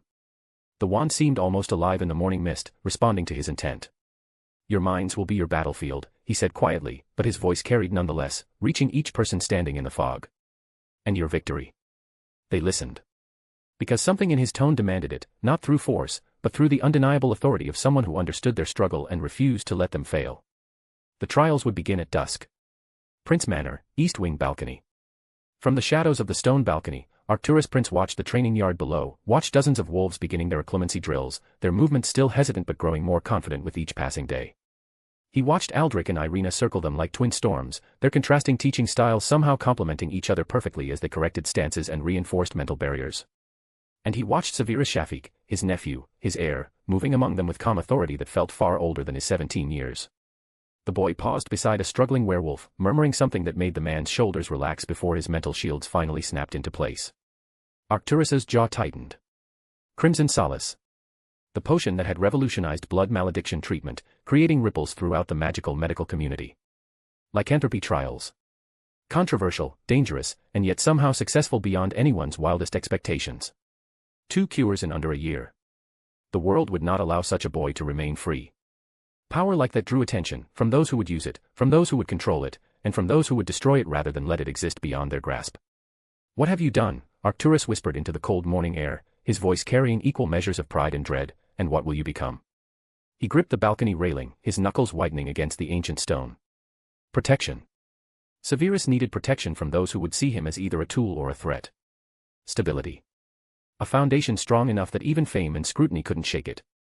A shield strong enough to withstand ministries, dark lords, covens, the ICW, all the forces that would soon turn their hungry eyes toward his brilliant, reckless nephew.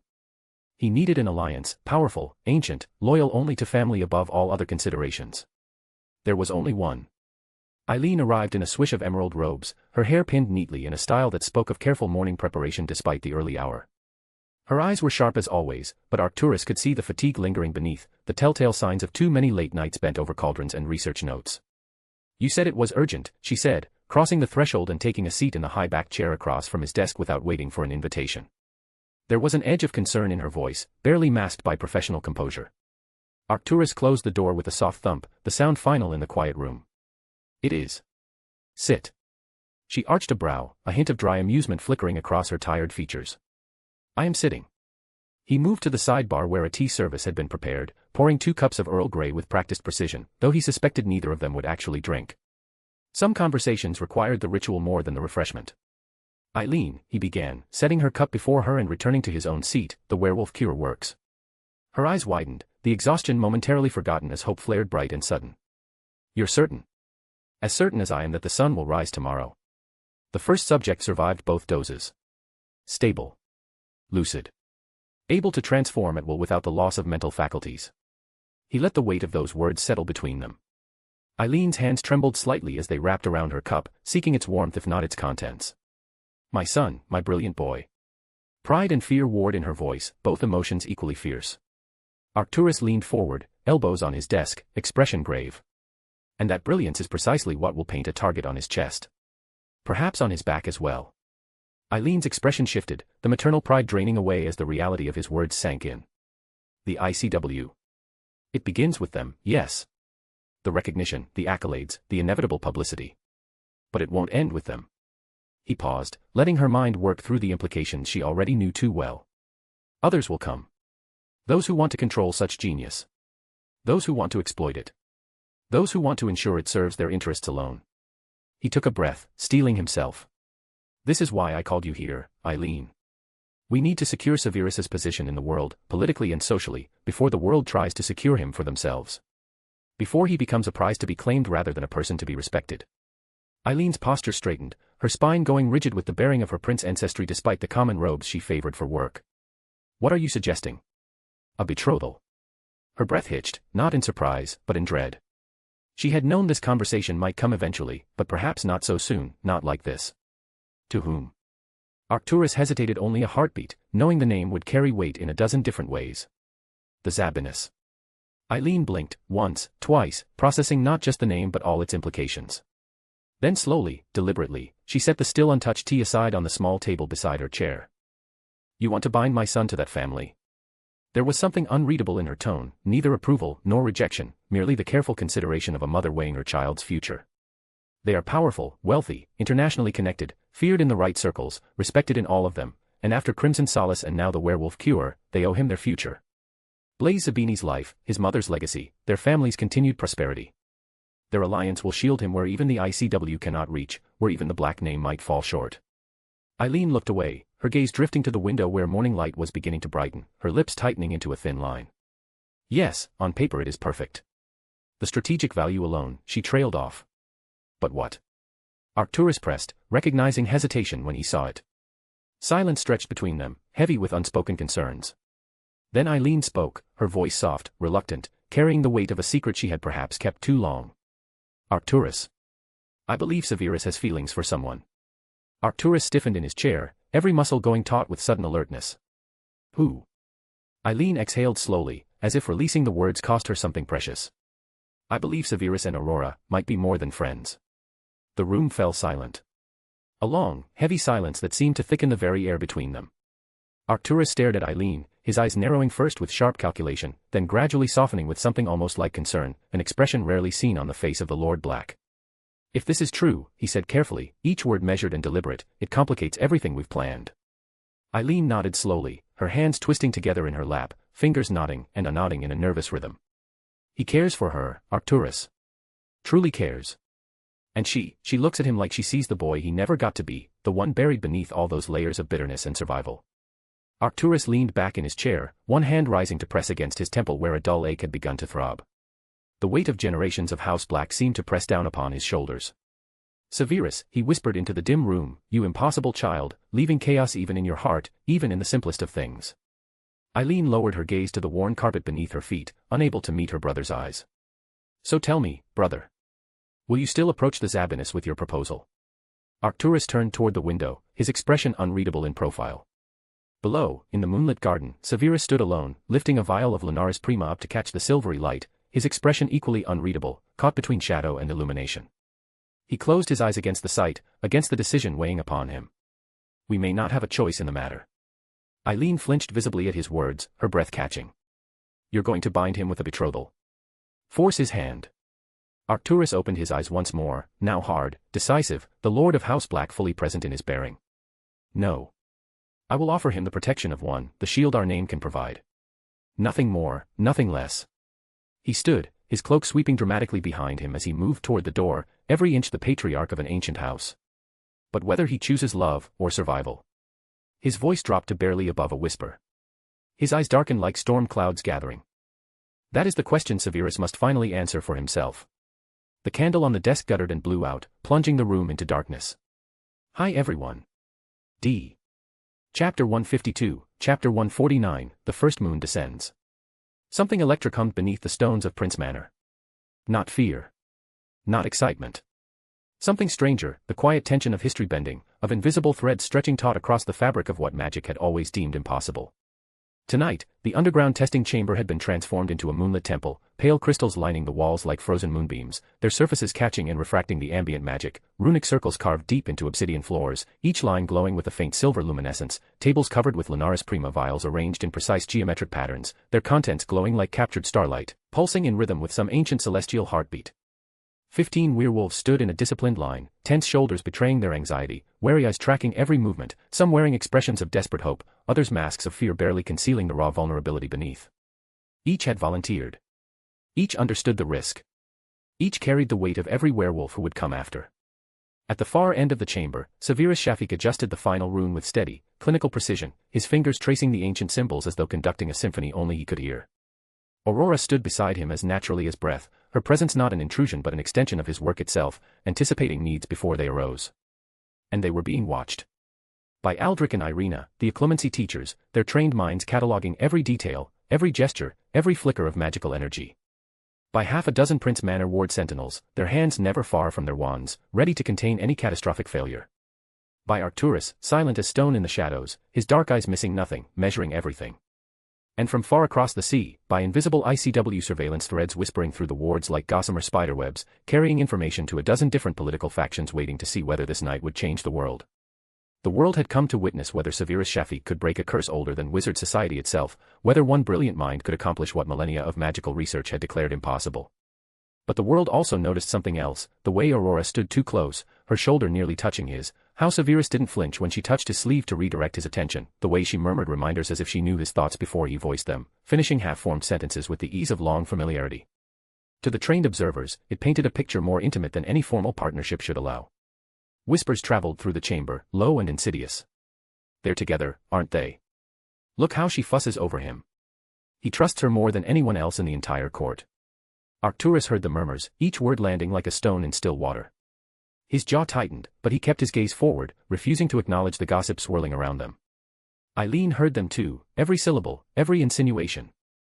Her shoulders stiffened, and she folded her arms tightly across her chest, a defensive gesture she couldn't quite suppress. A frown knitted between her brows, deepening with each passing moment as the whispers continued to spread from one corner of the chamber to the other. They didn't say a word to each other, didn't address the speculation or attempt to correct the record. The silence between them felt heavier than any denial could have been. But the misunderstanding took root, settling into the minds of those around them like seeds in fertile soil, ready to grow into something neither of them had intended. Severus stepped forward, his black robes shifting in the dim torchlight. His voice was low but carried with unmistakable authority across the stone chamber.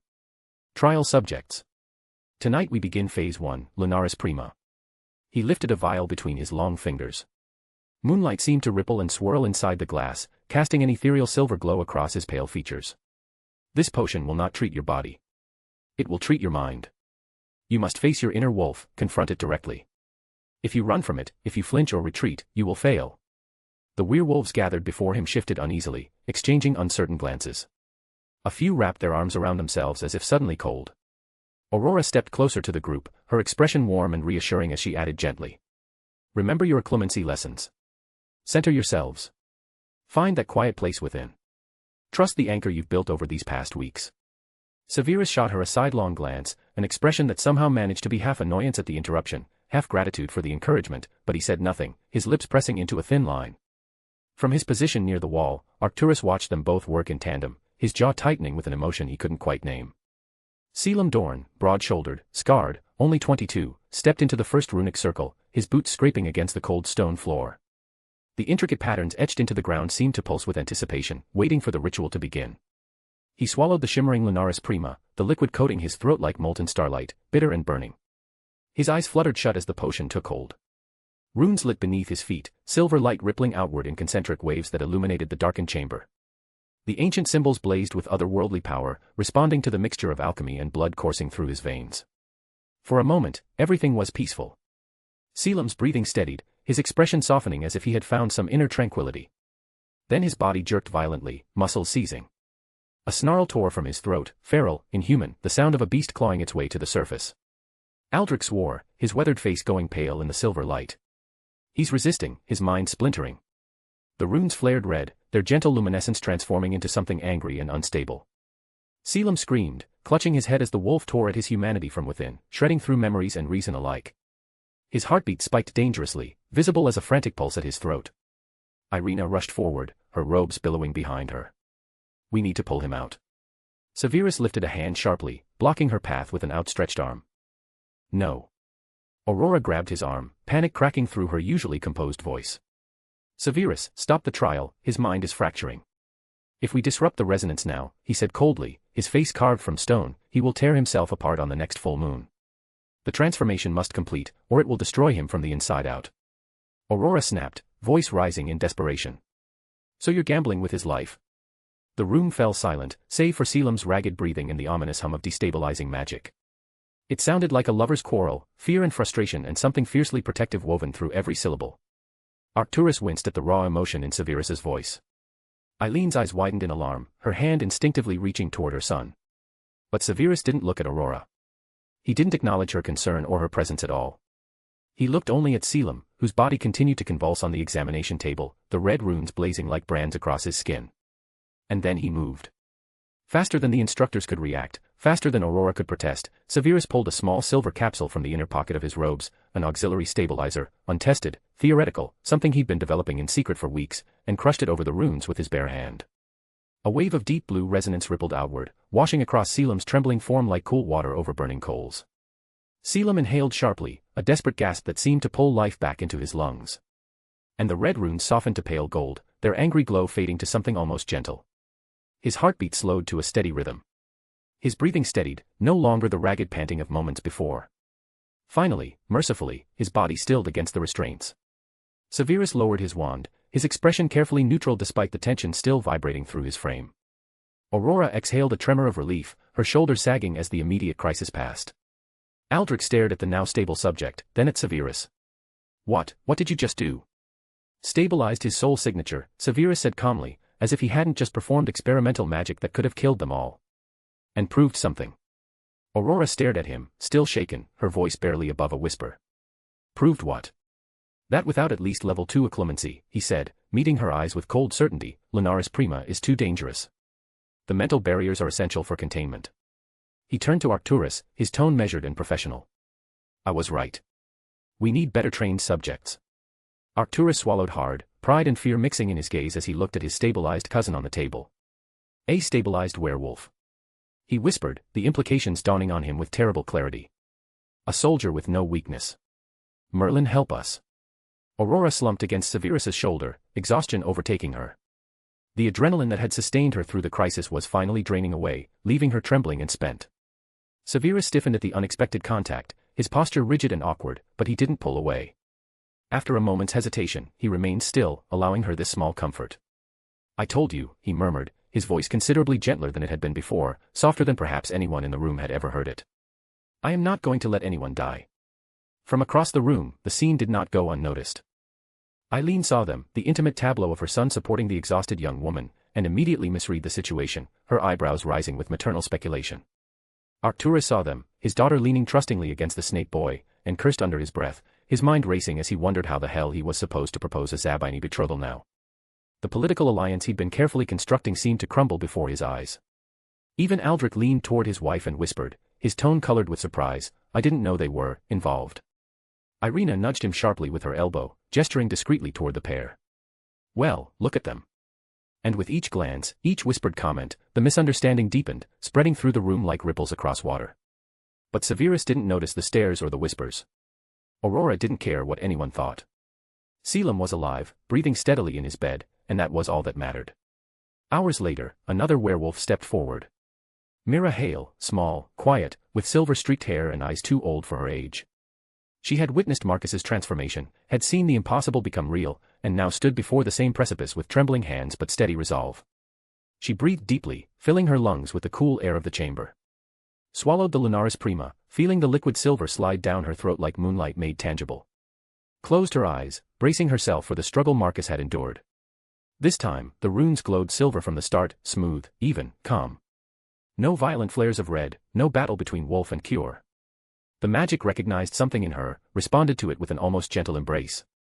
The chamber held its breath, every observer leaning forward in tense anticipation. Then, light exploded around her, cascading outward in rippling waves. Her aura pulsed gold, steady and radiant, unlike anything they had witnessed before.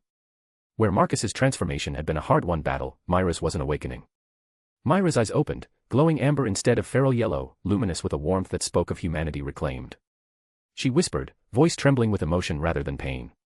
I'm not afraid anymore. The words hung in the air like a benediction. Aldrich's hand flew to his mouth, tears streaming freely down his weathered face. Irina whispered a prayer in her native tongue, her voice breaking with gratitude.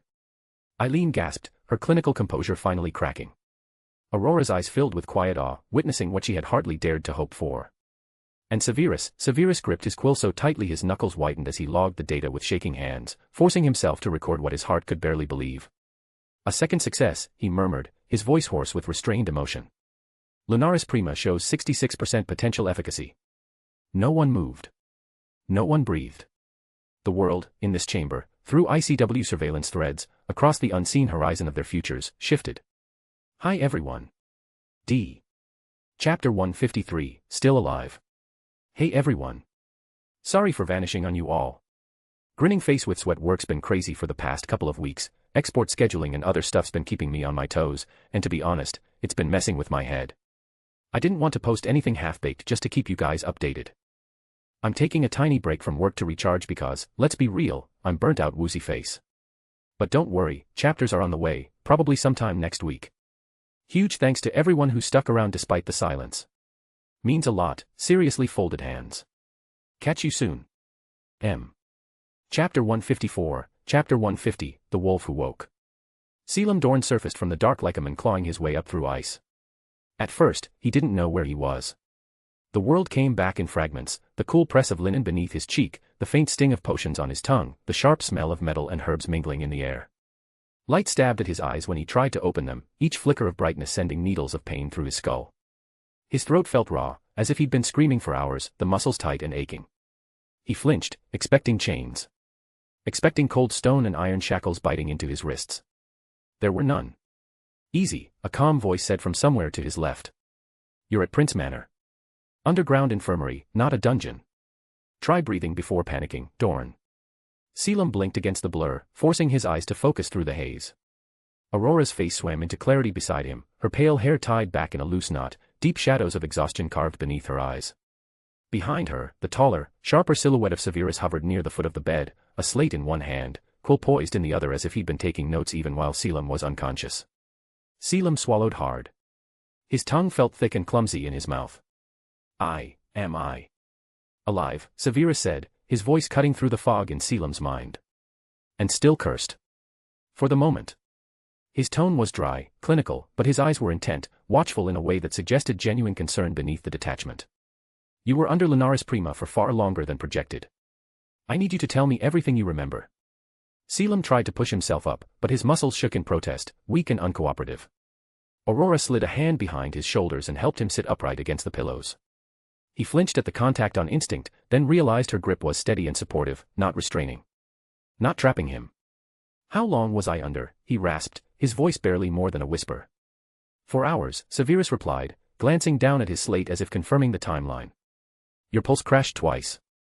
Your magical field spiked high enough that the containment wards had to be reinforced on the fly. Aurora had to pour an additional 3 layers into the circle just to keep you from burning through it. A beat of weighted silence. You nearly died. Don't make it for nothing. Aurora shot him a sharp look at the bluntness, her lips pressing into a thin line, but Selim found it grounding. Better harsh truth than gentle lies wrapped in false comfort. He closed his eyes, letting the memory rise from the depths where it still lurked, vivid and terrible. I saw it, he whispered, his voice trembling slightly. The wolf.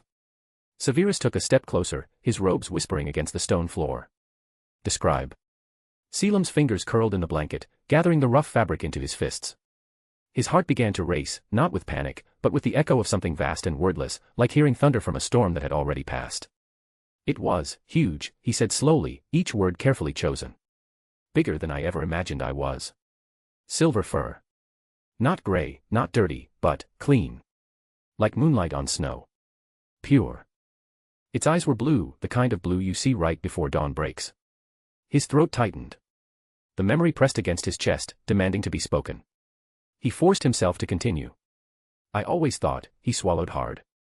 I thought when I changed, that thing was pure violence. Teeth and hunger and nothing else. Something that needed to be caged. But in that place, it wasn't like that. It was standing on the other side of a river. Just watching me. Waiting. Severus's quill scratched across the slate with methodical precision, the sound sharp in the quiet room. Location. Forest, Selim said. Dark. But not empty dark. Not the kind that swallows everything.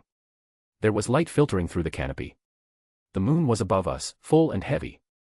I could feel it pressing on my skin, like a physical weight, except I still had hands. He lifted his fingers before his face, staring at the familiar, scarred flesh, the knuckles that had broken and healed too many times. I could feel my bones like they were waiting to break, like they remembered what was supposed to happen, but they didn't.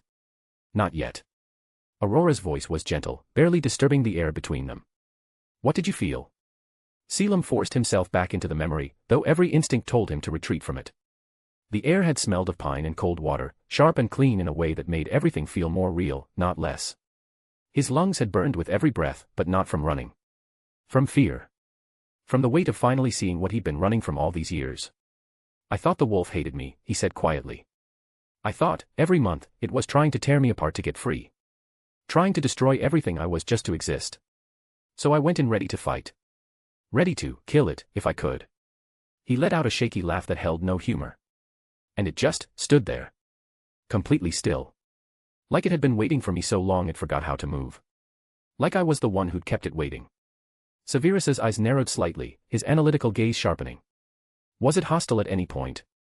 Did it bare teeth, growl, show any signs of aggression? No. Selim shook his head, a tremor running down his spine like ice water. That's the worst part. It wasn't angry. It was tired. He could still see it with perfect, haunting clarity, massive paws rooted deep in the mud, shoulders slumped beneath an invisible weight, head lowered just enough to show submission without surrender.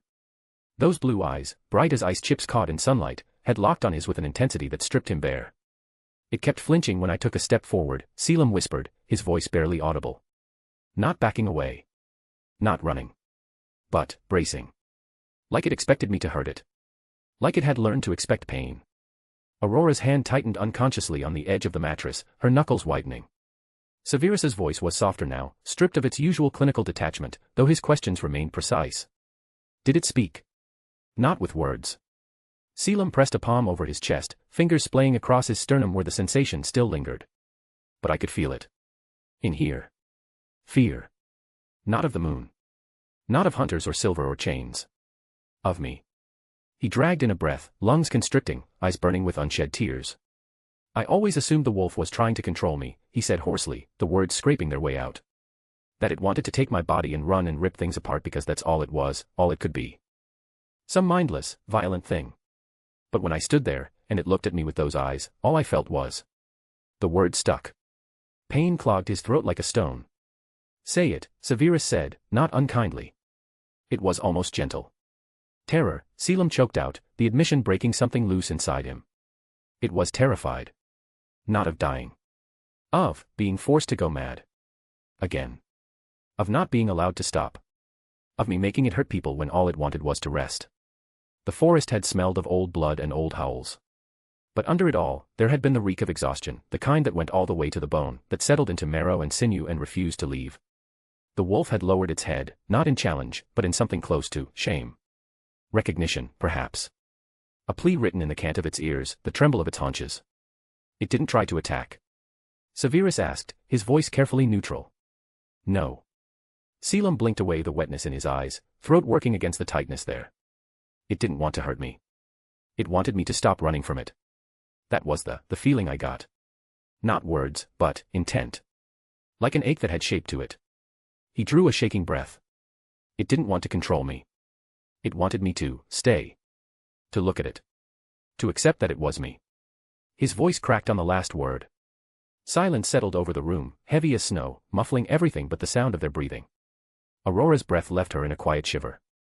Her hand had gone still on Selim's shoulder, fingers pressing just slightly harder as if to anchor him. Severus's quill hovered above the slate, unmoving. The tip trembled almost imperceptibly. This is the first time we've had subjective confirmation of dual awareness during transformation, Severus said at last, more to himself than to either of them. His voice had gone distant, clinical, the tone he used when emotion threatened to break through, but there was something tight at the edges, like fabric stretched too thin. You don't black out. You split. Two perspectives tangled in the same body, neither fully in control. Overlapping, but separate. Selim swallowed hard, the motion visible in the line of his throat. I thought I was a monster, he whispered. But in there.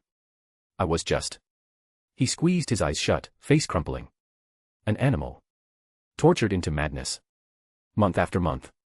By my own fear. Aurora looked away, jaw clenched so tight a muscle jumped beneath the skin, as if the image itself hurt to witness. Severus lowered the slate slowly, fingers white around its edge, knuckles standing out like stones. I wasn't a monster, Selim repeated, voice breaking into fragments. I was an animal trapped in a cage that kept closing in. And the more I fought, the tighter it got. The more everything hurt. I did it to myself. We did it to each other. Severus did not tell him he was wrong. He did not offer comfort. He simply nodded, slowly, as if a jagged piece of a puzzle had finally slid into place, one he'd been turning over in his hands for months without recognizing its shape. Rest, Severus said quietly, his voice carrying the weight of understanding rather than dismissal. We'll speak again when your magic has settled. Selim sagged back into the pillows, his body suddenly heavy with exhaustion. His lungs still burned with remembered howls, the phantom sensation of transformation clinging to his skin like smoke. For the first time since he'd been bitten, he closed his eyes without flinching from the dark, without bracing himself against the inevitable nightmares. He had seen his wolf. And his wolf, his other self, had not tried to kill him. Had not raged against the barriers of his mind or clawed for dominance. It had waited. For him. Severus did not realize he'd left the infirmary until he found himself in the main lab, slate still gripped in his hand, the words Selim had spoken cutting through his thoughts like shards of glass, each one drawing blood. The wolf is afraid of me. It didn't want to control me. It wanted me to stop running. He set the slate down on the worktable with more force than necessary, the sharp click echoing in the stillness. Vials rattled faintly in their racks, disturbed by the vibration. Runes along the wall pulsed in slow, steady patterns, the heartbeat of the manor's wards, constant and reassuring. The twin vials of his latest batch of Lunaris Prima and Lunaris Secunda gleamed under their containment charms, catching the light like twin moons captured in glass, one silver bright, one shadowed with deeper hues. Vampires walk in daylight because of me. Wolves face themselves because of me. He stared at the shimmering liquids, watching a faint reflection of his own face warp and ripple across their curved surfaces, distorted, unrecognizable. At what point does a healer become a creator? Aurora's quiet footsteps sounded behind him before he heard her breathing. She hovered near the threshold for a moment, as if deciding whether to intrude, then crossed the room anyway, her shadow sliding across the workbench in the candlelight. "You're doing the thing," she said. He didn't turn. "What thing?" "The thing where you stare at vials like they're omens and not your own work." Her voice carried the particular mix of exasperation and affection he'd come to recognize over the years, the tone she reserved for when he was being deliberately obtuse. He let out a breath through his nose, somewhere between a sigh and a scoff. "You're mixing up cause and effect. The world has insisted on making my work into omens." "And you're surprised?" she asked, coming to stand beside him. The warmth of her presence registered at his periphery, grounding him in a way he wouldn't acknowledge aloud. "Severus, you just took a curse everyone gave up on and made it look negotiable." "Negotiable," he repeated, the word tasting bitter on his tongue. "How generous." He could still hear Selim's voice, raw and wrecked, echoing through his mind like a wound that wouldn't close. "I was an animal tortured into madness." The weight of those words pressed against his chest, making each breath feel deliberate. He hadn't meant to grip the edge of the bench so tightly, but when Aurora's hand slid lightly over his knuckles, he realized his joints ached from the strain. Her touch was warm, deliberate, an anchor offered without condition. "You're not playing God," she said quietly, her fingers still resting over his. "Before you start spiraling in that direction." "I wasn't." "You were," she said, unbothered by the lie, her tone holding no judgment. "I can see your thoughts chewing on themselves from across the room. You get this look, like you're prosecuting yourself for crimes you haven't even committed yet." He finally looked at her, meeting her steady gaze. "I am not just suppressing a symptom, Aurora. I am altering the end point of a transformation that was never meant to exist. Changing the fundamental nature of what lycanthropy does to a person. That's called fixing something broken," she replied without hesitation. "You're not inventing wolves. You're teaching men not to abandon them." Her expression softened slightly. "You're giving them back to themselves." He huffed, but the tension in his shoulders eased by a fraction, the rigid line of his spine relaxing incrementally. The vials before him looked less like accusations now, more like what they were, simply glass and liquid and carefully measured hope. "Pieces that were never meant to be separate," he murmured, his gaze returning to the vials lined up before them, each one glowing with that peculiar silvered luminescence. "That's what lycanthropy did. Not infection. Division.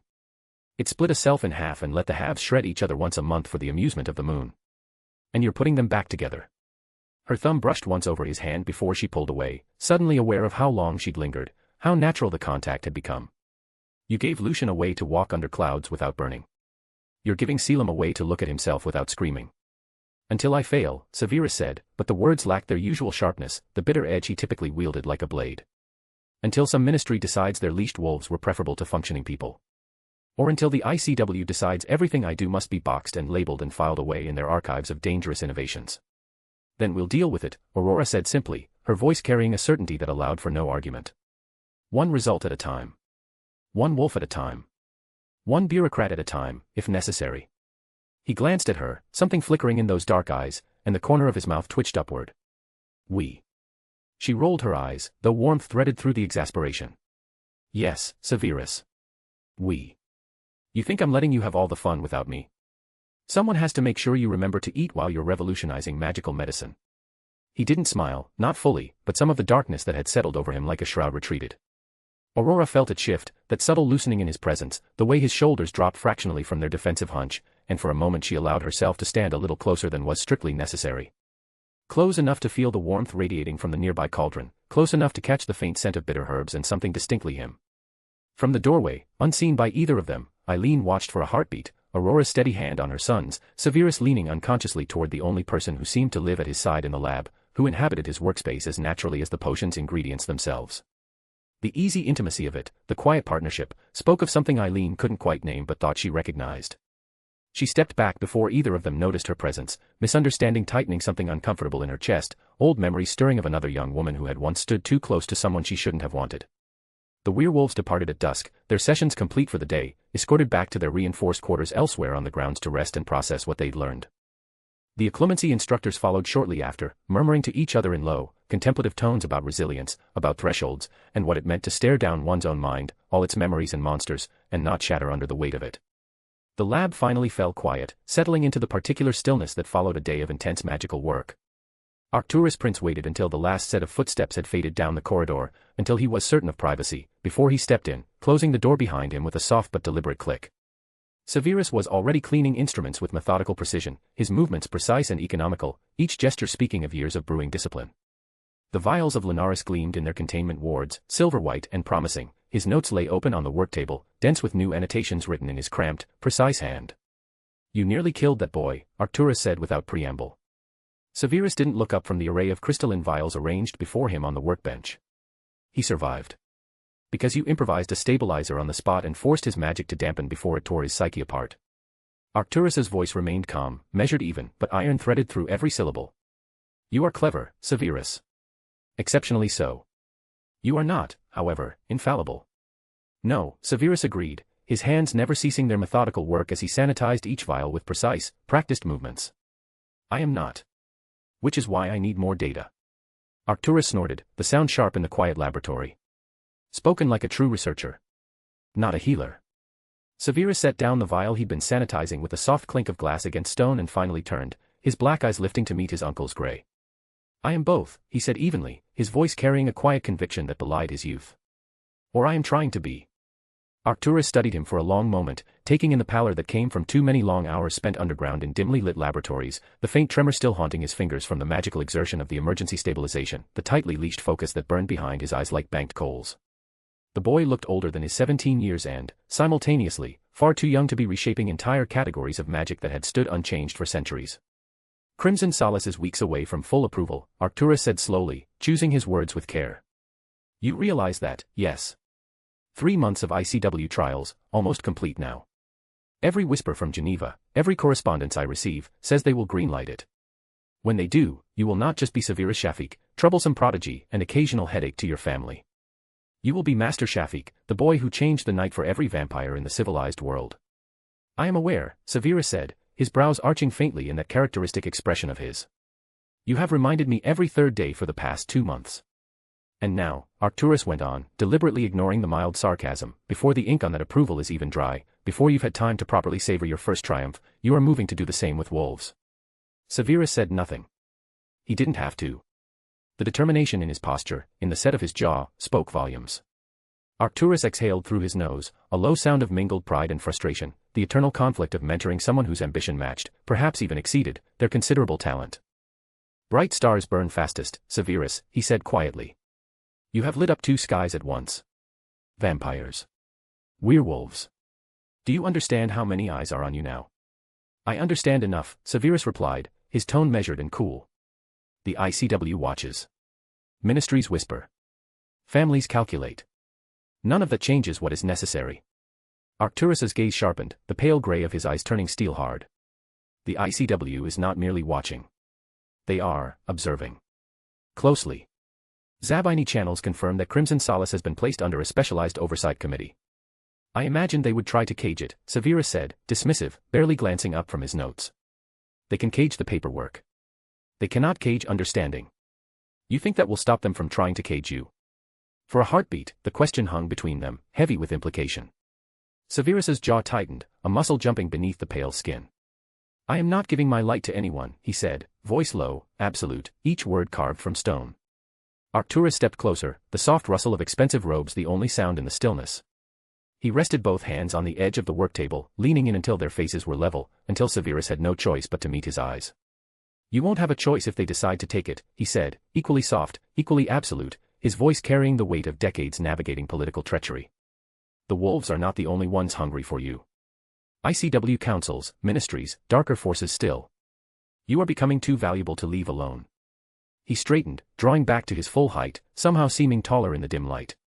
"That is why I am making preparations," he added, his expression unreadable. "Protections you may not appreciate now, but you will need." Severus's eyes narrowed slightly at the word preparations, dark and assessing, but he did not press. Not yet. He filed the information away for later examination. Instead, he reached for his quill, fingers curling around the familiar weight, as if the only answer that mattered was to keep writing, to keep creating, to keep pushing forward regardless of consequence. "I will not stop," he said. Arcturus's mouth curved, halfway between a smile and a grimace, pride and concern warring openly across his aristocratic features. I know, he said softly. That's why I'm worried. He turned then, robes sweeping behind him, and left him there, under the pale glow of moonlight and ward light, a young man surrounded by equations that could tilt the world, alone with his brilliance and his danger. Night deepened over Prince Manor. Most of the household slept. Aurora had finally dragged herself off to her guest room, muttering about quilcalices and stubborn alchemists who didn't know when to stop working. Eileen kept a candle burning in her own chamber, seated by the window with an unread book in her lap, worry and pride warring behind her eyes as she gazed toward the wing where her son continued his work. Arcturus retreated to his study, quills dancing over parchment as he drafted letters that smelled like alliances, careful words to careful allies, each sentence weighed and measured. Only Severus remained in the lab. He didn't notice the time until a knock, too light to be Aurora's confident rap, too hesitant to be Arcturus's authoritative summons, sounded at the door. "Come in," he said, without looking up from the notes he was transcribing, his own hand cramped from hours of writing. The door creaked open. Julia slipped through, dark hair tousled from sleep and standing up at odd angles, wearing a too large nightshirt patterned with little moving constellations that shifted across the fabric in slow, glittering arcs.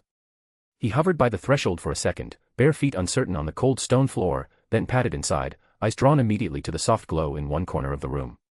2 vials sat there, hovering over a stasis rune carved into a slate platform, one pale silver like captured moonlight, one deep blue threaded with light like veins of magic made visible. They pulsed gently, like twin hearts beating in synchronization. "Wow," Julius breathed, his voice hushed with wonder. Severus followed his gaze, setting down his quill. "Should you be out of bed?" he asked, though his tone carried no real reproach. Julius shrugged, still staring at the vials. "Couldn't sleep. The house feels different. Like it's humming."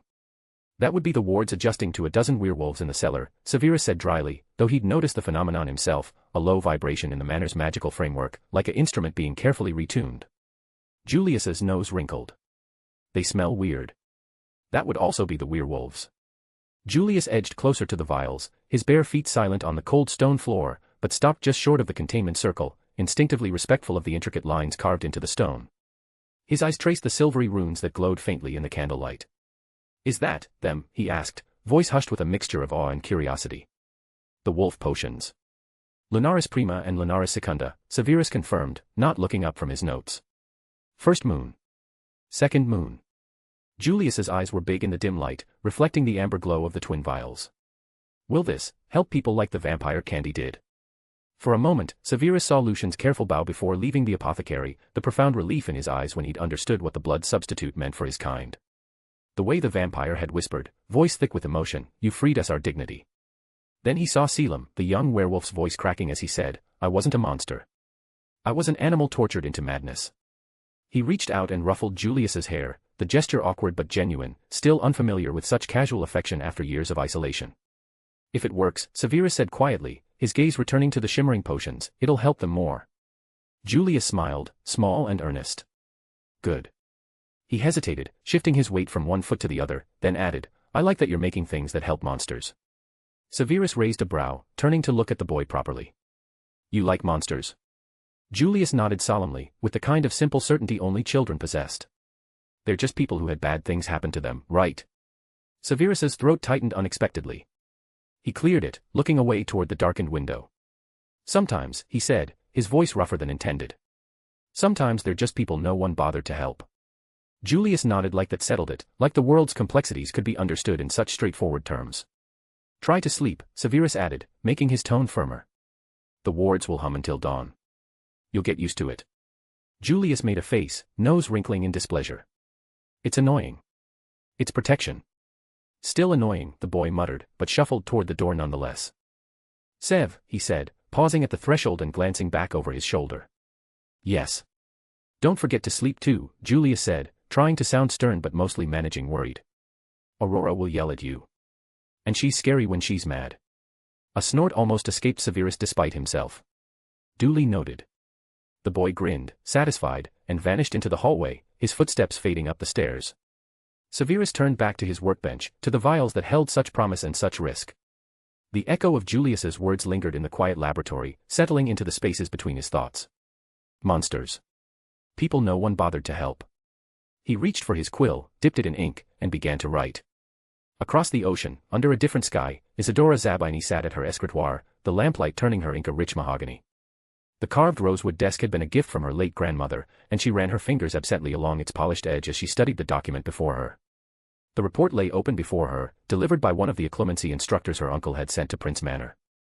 It had arrived by secure courier all just before midnight, sealed with multiple privacy charms that dissolved only at her touch. The parchment was thorough, clinical, and barely concealed its own awe. Lunaris Prima induced controlled trance. Subject experienced direct wolf persona confrontation. Emotional imprint suggests fear, not feral dominance. No aggressive magic spike post-trance. Partial harmonization confirmed. Beneath, in a different hand, she recognized it as Master Bellini's, the senior instructor. A brief note had been added. He sees the wolf as divided self, not invading spirit. This is unprecedented. Isadora read it twice, then a third time, her pulse steady yet undeniably quickened. She had seen many experimental results in her years assisting her uncle's research ventures, but this carried a weight that transcended mere academic curiosity. First, Crimson Solace, a synthetic blood that tamed predatory hunger and let creatures of the night walk under clouds without burning. That alone had been revolutionary, shaking the foundations of how the wizarding world understood vampiric nature. Now this, a two-stage process that might not merely shackle the wolf, but reconcile it. Not suppression, but integration. The philosophical implications alone were staggering. Severus Snape is not merely a prodigy, she thought, setting down the parchment with deliberate care. He is a fulcrum. She leaned back, fingers steepled under her chin, eyes half-lidded in thought. The gesture was one she'd inherited from her uncle, along with his analytical mind and ruthless pursuit of knowledge. Outside, the early Italian dawn lightened the horizon, softening the razor edge of the Apennine Mountains that rose beyond her villa's grounds. Birdsong began filtering through the partially open window, carrying the scent of jasmine from the gardens below. A cure for wolves too, she murmured to the empty room, her voice barely disturbing the stillness. At 17. Her lips curved, not quite into a smile. Something sharper. Something that spoke of recognition, of seeing a player enter the board who might reshape the entire game. Severus Snape, she whispered, rolling the name across her tongue as if tasting its potential. What are you? The question hung there, unanswered, as the sun crept higher, its first rays touching a world that was, quietly, irrevocably changing. Somewhere in Britain, a young man slept unaware of the attention he'd garnered. Somewhere in the halls of power, calculations were being made. Somewhere in the shadows, those who feared change began to take notice. And far away, in a manner warded to the teeth, a young alchemist bent over his notes, chasing the next equation that might teach the moon to stop devouring its own. The lamplight in his study burned on, unwavering, as dawn approached, another night spent in pursuit of the impossible, another step closer to making it real. Hi everyone. D. Chapter 155, Chapter 151, Discipline Before the Moon. Prince Manor, Training Chamber. The training chamber smelled of stone, chalk, and restrained magic, a scent that had become familiar over the past weeks, though no less heavy for it. Severus stood at the center of the circle, hands clasped behind his back, eyes moving slowly over the gathered werewolves. 12 of them. Men and women of different ages, builds, histories, united by the same curse and the same hope. Some met his gaze steadily. Others looked at the floor, at the runic inscriptions carved into the walls, anywhere but at him. Aurora stood a step behind him, silent, watchful. Her presence was deliberate, not as his assistant, but as witness and moderator both. The occlumency instructors, stern, sharp-eyed practitioners recruited from 3 different countries, waited near the runic walls, observing with the detached patience of those who had seen many students begin and fewer finish. Severus did not waste time. No Lunaris Prima, he said evenly, voice carrying without amplification, until every one of you reaches occlumency level 3. The room reacted at once. Murmurs rippled through the circle like wind through dry grass. Shoulders stiffened. One man clenched his fist so tightly his knuckles went white. Another looked down, jaw tight with disappointment, the hope that had burned in his eyes moments before dimming visibly. Level 3. That was not beginner shielding. That was not the basic mental walls taught to first-year students in magical academies. That was control under pressure. That was the ability to maintain structured thought while under magical assault, to compartmentalize emotion while experiencing pain, to hold your mind together when everything in you wanted to fracture. A broad-shouldered werewolf near the edge spoke first, carefully respectful but strained, as though measuring each word before releasing it. You didn't say that before. Severus met his gaze without flinching. I said the cure would not work without mental discipline. You assumed discipline could be bypassed. Another voice followed, sharper, edged with frustration that had clearly been building. We thought the potion would do the heavy lifting. A third, quiet, bitter, carrying the weight of too many transformations, cut in. So we suffer longer. The words landed heavy, settling over the chamber like a shroud. Severus did not raise his voice. He did not soften it either. Without mental discipline, he said, the potion will not heal you. He paused, letting the silence stretch until it became uncomfortable, until every eye was on him. It will tear you apart more cleanly than the curse ever did. A woman near the front swallowed hard, her hand unconsciously moving to her throat. You're saying we could die? I'm saying, Severus replied, his tone unflinching, that hope without preparation is cruelty. And I will not be cruel to you by offering false promises. That stung, but it rang true. Several of the werewolves exchanged glances, recognition dawning in their expressions. They had heard false promises before. Aurora shifted slightly behind him, adjusting her weight almost imperceptibly. She could feel the tension vibrating through the floor, could sense the collective emotion threatening to tip toward either resignation or anger. One of the younger wolves spoke again, anger barely contained, voice trembling with it. You're delaying us. Severus stepped closer, stopping just inside the runic boundary that separated instructor from students. His voice dropped, not cold, but precise, carrying the weight of absolute certainty. No, he said. I am refusing to lie to you. The room fell quiet. Even the murmurs ceased. You are not patients waiting for medicine, he continued, his gaze sweeping across each face in turn. You are participants in your own restoration. This cure demands effort. Agency. Responsibility. It demands that you face the very parts of yourself the curse has twisted and reclaim them through will and discipline. If that frightens you, leave now. No one will think less of you. But if you stay, you commit to the work required. No one moved. The silence stretched, 5 seconds, 10, until it became clear that despite their fear, despite their frustration, every person in that room had chosen to remain. Severus nodded once, a gesture of acknowledgement that carried something almost like respect. Then training begins tomorrow at dawn. The first week broke them. Aurora watched from the perimeter as the Occlumency instructors dismantled habits the werewolves had relied on their entire lives. The training chamber echoed with harsh commands and ragged breathing, the air thick with tension and the metallic scent of fear. Compartmentalize, one instructor barked, circling a trembling participant like a predator. Fear goes here. Anger here. Instinct here. You do not let them bleed together. The wolves struggled against instincts honed by years of survival.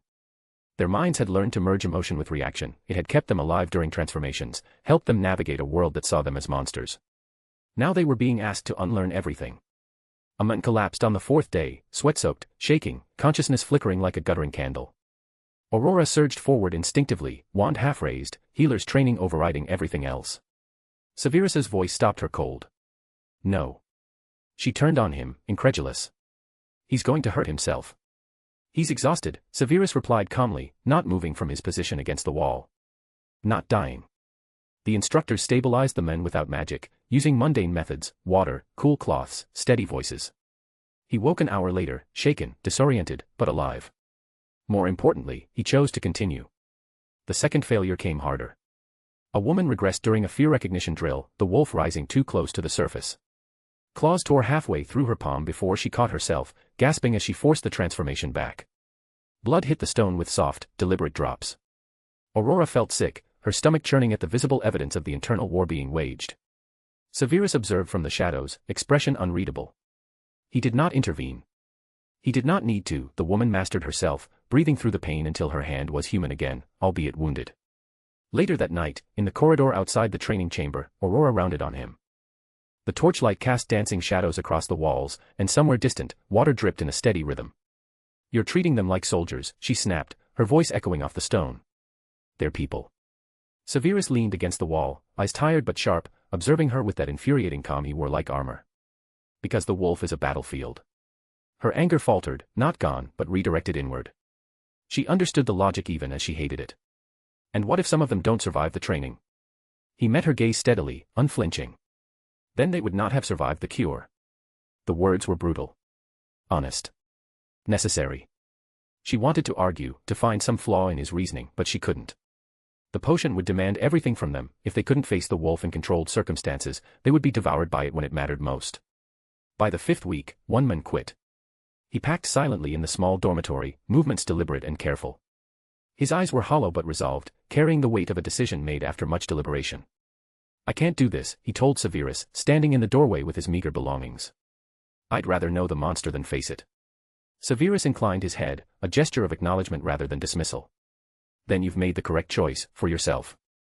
No judgment. No pressure. No attempt to convince him otherwise. Only truth, and the freedom to choose. By the 8th week, the room felt different. The air had changed, less oppressive, more focused. The remaining wolves stood straighter, shoulders back, meeting the instructor's eyes rather than staring at the floor. Their magic no longer spiked unpredictably at every emotional trigger. When asked to conjure the image of the wolf in their minds, they no longer flinched or fought the panic. They breathed through it. They endured the confrontation. They held their ground. Aurora saw it in their faces, not victory, not yet, but something more valuable, the beginning of mastery. They were learning to face the darkness within without being consumed by it. Eileen POV. Eileen Prince had not expected to stay long in the laboratory. But days blurred into one another, and the sterile precision of the workspace became strangely familiar. And she noticed things. Aurora bringing Severus food he forgot to eat, setting it beside him without comment, never hovering, never making it into something it wasn't. Aurora wordlessly handing him a clean cloth when potion residue splashed his sleeve, the gesture so routine it was almost mechanical.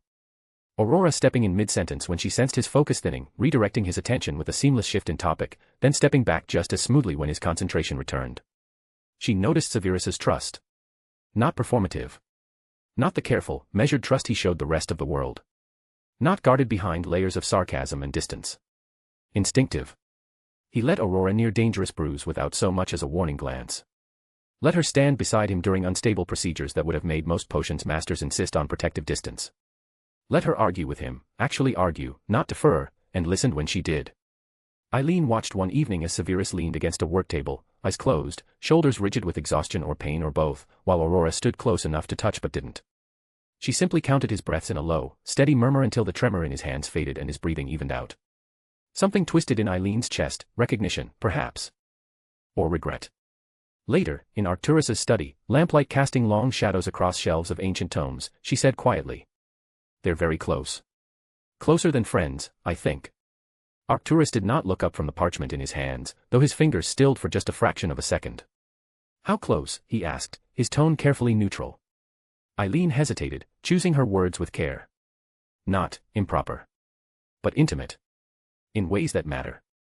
Arcturus was silent for a long moment, the parchment forgotten in his hands. I see, he said at last. But his expression betrayed nothing. Severus POV. Severus felt it before the instruments confirmed it. The wolves no longer reacted to the wolf image with fear. They held it, examined it, allowed it to exist in their minds without the immediate panic that had characterized their earlier sessions. Where there had once been visceral terror at their own reflection, now there was cautious recognition. When he pushed their mental boundaries, testing the resilience of their control, their magic did not lash out in wild, uncontrolled bursts. It stabilized. It held firm against the pressure, bending rather than breaking. Level 3. One by one, the instructors confirmed it, their voices steady but edged with an undercurrent of disbelief at what they were witnessing. Subject 4, Level 3. Subject 7, Stable. 12, Confirmed. Severus surveyed them through the observation window, his chest tight with something dangerously close to relief. Each wolf stood with newfound steadiness, their breathing measured, their eyes clear rather than clouded with the fog of transformation. Prepare for Lunaris Prima, he said. The room went utterly still. No cheers. No celebration. Not even whispered congratulations between the instructors who had labored alongside him for months. They understood the weight of what came next. This was not an end. It was permission. Aurora POV. Aurora stood at Severus's side as the first subject drank Lunaris Prima. The potion shimmered silver as it vanished past his lips, leaving a faint luminescence at the corners of his mouth before fading entirely. Aurora's fingers tightened involuntarily against the edge of the workbench. The runes etched into the containment circle flared brilliant white, then steadied to a gentle, pulsing glow. Breathing slowed to a measured rhythm. Pulse aligned with the cadence of the enchantments. No convulsions. No fracture of consciousness. No scream tearing through the laboratory. Aurora realized she'd been holding her breath when the enchanted mirrors positioned around the chamber bloomed with imagery, clear, coherent, controlled visions drawn directly from the subject's mind. A man and a wolf standing together in a moonlit clearing. Not fighting for dominance. Not merging into something monstrous.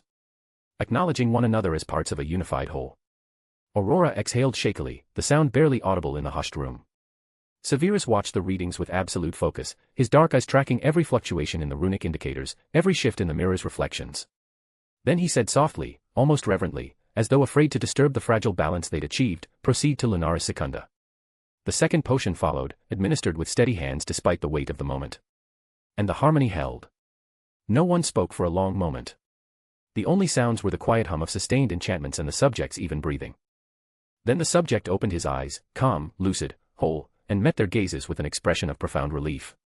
Aurora felt tears prick unexpectedly at the corners of her eyes. Months of failure, of watching theory crumble against the cruelty of transformation, and now this fragile, precious success. Severus did not smile. But his shoulders eased, just slightly, the tension that had held him rigid finally releasing its grip. For the first time, the cure had not merely survived theory. It had endured reality.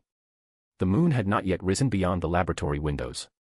But discipline had already won the first battle. Hi everyone. D. Chapter 156, Chapter 152, Waiting for the Howl. Prince Manor, Laboratory. Lunaris Secunda slid down the subject's throat like liquid night. Severus watched every second of it with ruthless focus, his dark eyes tracking the movement of the man's throat as he swallowed, cataloging every micro-expression that crossed the subject's face. The potion was darker than its predecessor, deep blue shot through with thin threads of silver that shimmered like moonlight trapped in glass. Where Lunaris Prima had quieted the mind, gently suppressing the more volatile aspects of lycanthropic transformation, this one worked deeper, fundamentally rewriting magical structure rather than merely dulling sensation. It was the difference between a silencing charm and removing one's ability to speak entirely, though in this case, Severus had aimed for something far more elegant, controlled metamorphosis rather than crude suppression. Pulse. Severus asked without looking up from the subject, his voice clipped and professional. Stable, Aurora replied, her eyes fixed on the diagnostic runes hovering in the air above the examination table. Matching baseline human rhythm. 68 beats per minute. Magical resonance. She hesitated only a second, double-checking the readout before answering. Unified. No oscillation. That made Severus's hand still mid-scratch on the parchment, his quill freezing above the page. Unified. The word carried weight. In every lycanthrope he'd studied, magical resonance showed a distinct dual signature, human and wolf, constantly competing, creating an oscillating pattern that never fully resolved. It was one of the fundamental markers of the condition, as reliable as silver sensitivity. He leaned closer, wand hovering over the subject's sternum. The runes responded instantly, smooth, synchronized, no violent spikes, no feral surges clawing at the edges of the magical field. No backlash. No rejection. The man on the table, Selim Dorn, a 32-year-old wizard bitten 3 years prior during a mission for the Department of Magical Law Enforcement, breathed evenly, chest rising and falling in calm, measured rhythm. His fingers twitched once, a brief spasm that could have signaled the beginning of an adverse reaction, then relaxed completely against the padded surface. Severus straightened slowly, his expression carefully neutral despite the significance of what he was observing. It's holding, he said quietly. Aurora let out a breath she hadn't realized she was holding. That's it, then. We've done it. No, Severus replied at once, his tone sharp enough to cut through any premature celebration. This is stabilization, not confirmation. Holding for 10 minutes means nothing if it fails after an hour, or a day, or a week. He turned back to his notes, quill moving faster now, scratching across the parchment in his distinctive angular script. Cognitive function, intact. Physical markers, altered but controlled. Silver response, null. Aggression, absent. Time elapsed since administration, 0:11. Everything aligned with his projections. The table, the comparative model he'd built over weeks of painstaking calculation, cross-referencing dozens of alchemical texts and his own experimental data, was no longer merely theory. It was manifesting in flesh and magic before his eyes. Transformation no longer forced by lunar cycle. Control retained during shifted state. Strength and senses heightened, but nuanced rather than overwhelming. No dependence on pack bonds for stability. He paused, quill hovering above the parchment, a drop of ink threatening to fall. There is still one variable, he said, his voice carefully measured. Aurora didn't ask which one. They both knew. The full moon. Mira Hale POV, werewolf test subject. Mira sat on the edge of her bed, hands clasped so tightly her knuckles had gone white. She stared at them, those same hands that had, just 3 full moons ago, sprouted claws and torn through reinforced iron. Now they looked almost fragile in the lamplight. The room was quiet, too quiet. Enchanted wards hummed softly along the walls, steady as a heartbeat, their faint blue glow barely visible in the dimness. The kind of quiet that came before storms, when the air itself seemed to hold its breath. Across from her, another werewolf stared at the wall, jaw clenched. Marcus had been bitten young, nearly 15 years of transformations etched into the premature lines around his eyes. No pain, he muttered, more to himself than to her. That's what scares me. Mira swallowed hard, her throat tight. Me too. She had lived her entire adult life bracing for agony, bones breaking and reforming, skin tearing as for erupted through flesh, the mind dissolving into red fog and animal instinct. Pain had been proof of survival. Pain had meant she was still herself, still fighting, still human enough to feel it.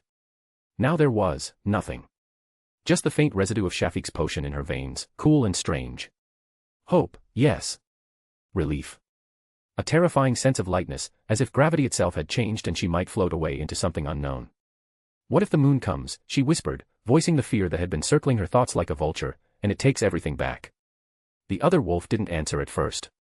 The silence stretched between them, filled only by the ward hum and the distant sound of footsteps in another part of the manor. Then, softly, if this fails, I don't think I can survive another full moon. The words settled heavy in the room, a confession that felt like a stone dropping into dark water. Mira wanted to argue, to offer comfort, but she understood.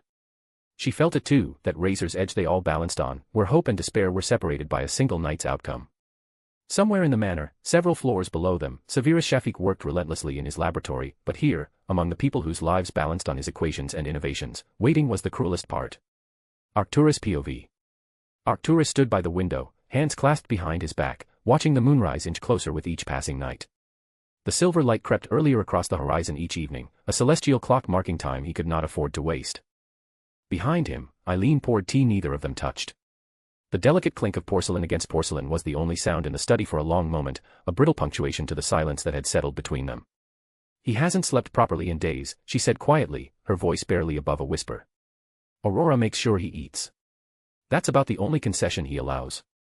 Arcturus nodded, eyes still fixed on the horizon where darkness met the fading twilight. She grounds him. Eileen hesitated, setting down the teapot with careful precision. Then she said gently, you see it too, don't you? He didn't turn from the window. I see closeness. Affection, Eileen pressed, taking a step closer. Comfort. Trust. The way he looks at her when he thinks no one is watching. An assumption, Arcturus replied, finally turning to face her. His expression was carefully neutral, the mask of a political mind at work. Those are not the same thing. But they could become, Eileen said softly, meeting his gaze with quiet insistence. And if they already have. He raised a hand, cutting off the thought before it could take root. I won't interfere without certainty. That was the truth of it, stripped bare of pretense. He did not want to crush Severus's happiness, whatever form it took, wherever it might lead. But the world Severus was building, brick by careful brick, would not allow softness without consequence. Every vulnerability was a weapon in an enemy's hand. His mind ran the same calculations again, as it had a dozen times before. Greengrass, political reach stretching across the Wisengamot, but brittle loyalty that would snap under true pressure. Davis, wealth without teeth, gold that could not defend itself when words turned to wands. Delacour, prestige and international connections, but fragile neutrality that would shatter the moment sides were chosen. Zabini, power, protection, a shield of reputation and ruthlessness, and chains that would bind as surely as they would guard. And now Aurora, an unknown variable in an equation he had thought he understood. A wildflower in a garden of carefully cultivated roses. If Severus has chosen someone already, Arcturus murmured, his voice carrying the weight of something closer to surrender than strategy, then I have no right to barter his future. Eileen touched his arm, her fingers light but grounding. Then wait. Like he's doing. Arcturus exhaled slowly, feeling the tension in his shoulders that had been building for weeks. Waiting had never been his strength. Severus POV. The reinforced wards shimmered as moonlight began to pour through them.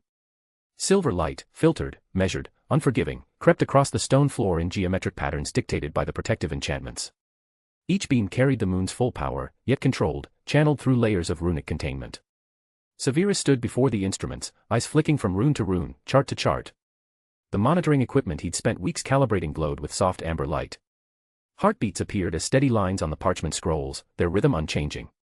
Magical signatures remained unified, the twin cores moving in synchronization rather than conflict. No violent surges. No involuntary transformations. No signs of the beast rising to claim dominance. Aurora stood beside him, silent, tense. Her hands were clasped before her, knuckles pale in the moonlight. She hadn't moved in several minutes, barely seemed to breathe. Any deviation, she asked quietly, her voice barely above a whisper.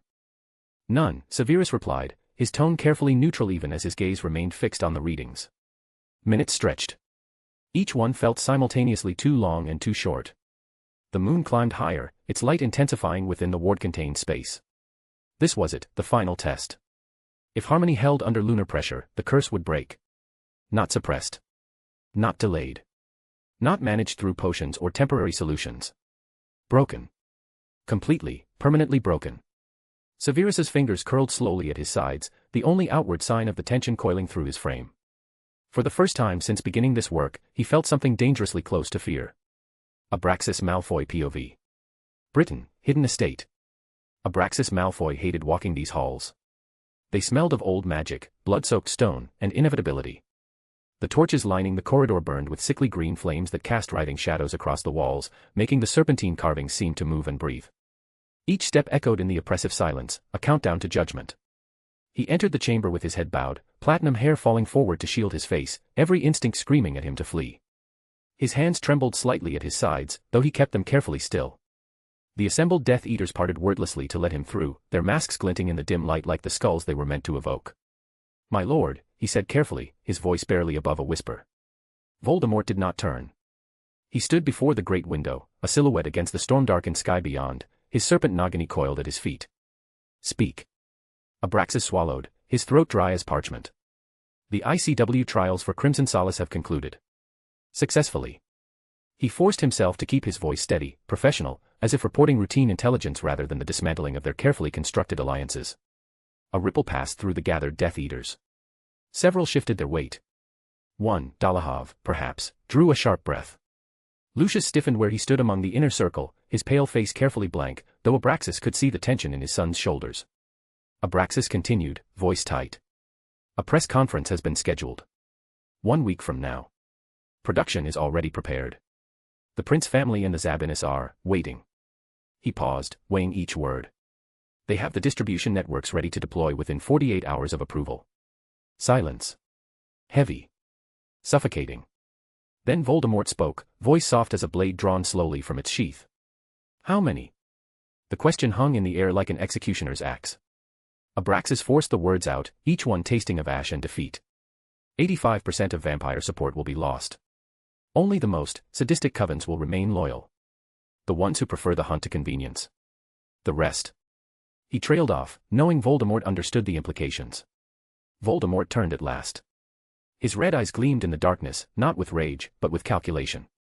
His pale fingers steepled before him, long and skeletal. When he moved, it was with an unnatural grace that made Abraxas's skin crawl. "So," he said softly, tilting his head like a serpent considering its prey, "the night is being stolen." No one breathed. The chamber might have been a tomb. Abraxas bowed lower, dread flooding him like ice water through his veins. He could feel the weight of those red eyes upon him, measuring, evaluating, deciding whether this messenger deserved to be punished for the message he carried. Outside, the moon climbed higher in the sky, pale and pitiless. And in a warded manner across the ocean, in the mountains of Romania, werewolves gathered in nervous clusters, their representatives watching scrying mirrors with desperate hope, waiting to see whether they would finally wake free, or break forever beneath the weight of what they had dared to dream. Hi everyone. D. Chapter 157, Chapter 153, When the Moon Obeys. Lord Voldemort POV. Britain, hidden estate. The fire burned green. It always did when Voldemort was thinking. Not planning, thinking. Planning implied options, variables to be weighed and discarded. Thinking implied inevitability, the cold mathematics of a future already written. He stood before the vast serpentine hearth, pale fingers resting lightly against the carved stone as Abraxas Malfoy finished his report. The old aristocrat's voice shook despite decades of service, despite having stood in this very chamber through wars and purges and the rise of empires. "The ICW trials for Crimson Solace have concluded successfully, my lord. A press announcement is scheduled within the week. Production is already prepared. The Prince family and the Zabinus have arranged distribution networks across 14 countries. Initial projections suggest." "Enough," Voldemort said softly. Silence fell like a guillotine. Until now, Severus Snape had been a resource. A mind to be captured, studied, perhaps even cultivated under proper supervision. A talent to be shackled, redirected toward more useful pursuits than children's sweets. A boy to be broken slowly, cleanly, methodically, until obedience replaced defiance and genius served its rightful master. Voldemort had imagined it with academic detachment, the way one might plan the acquisition of a rare artifact. A staged kidnapping during a public event.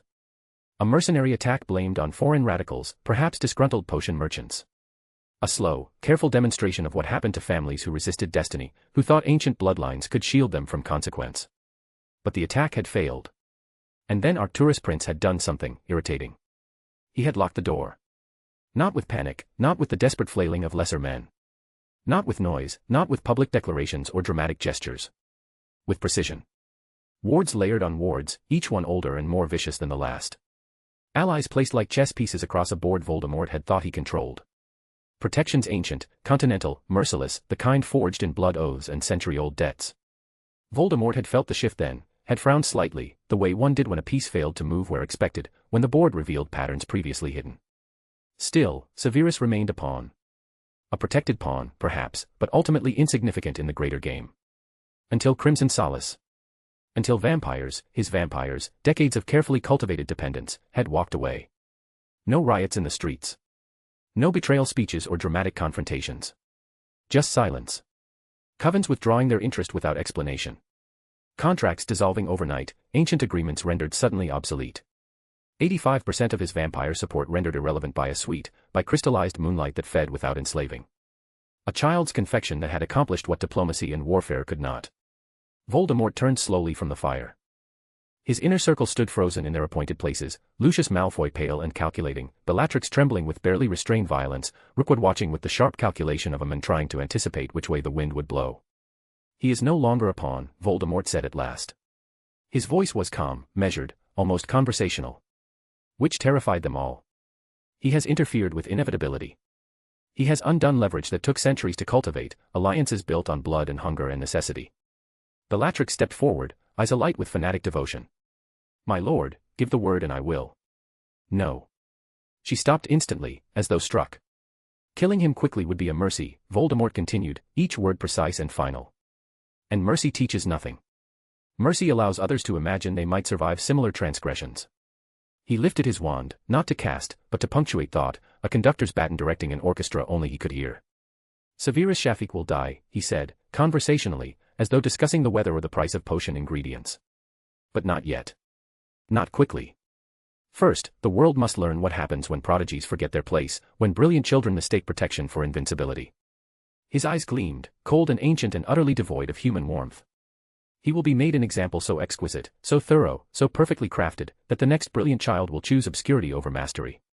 Silence over innovation. Mediocrity over the terrible burden of genius. The fire flared higher, casting writhing shadows across the chamber walls. And far across the world, beneath wards Voldemort could not breach, beneath protections older than his own ambitions, the moon began to rise.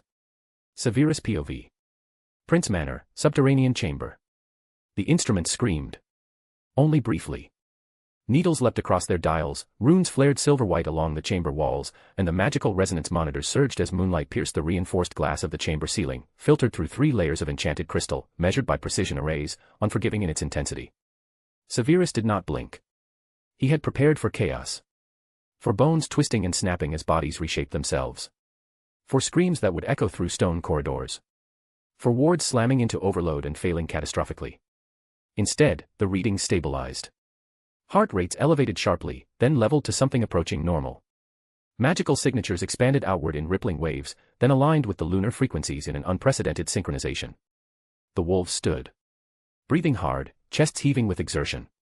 Eyes glowing faintly, gold, blue, amber, but focused. Aware.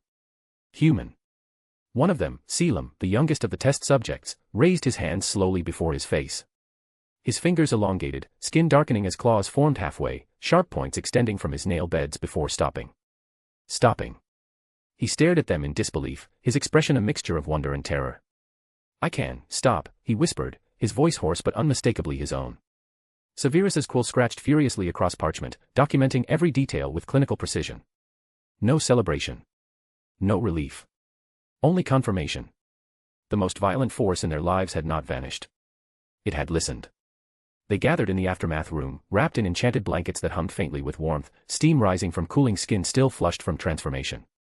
Mira Hale spoke first, her voice trembling, not with fear, but with wonder, as though she'd witnessed something sacred. The wolf is still there, she said, pressing fingertips to her temple. I feel her. But she's quieter now. Like she's standing beside me instead of clawing to get out. Selim nodded slowly, his eyes distant with recollection. I remember everything. No gaps. No red haze blotting out the hours. He swallowed hard. I didn't hate the wolf anymore. For the first time, I understood him. We were together. Aurora glanced sharply at Severus, her expression unreadable but intent.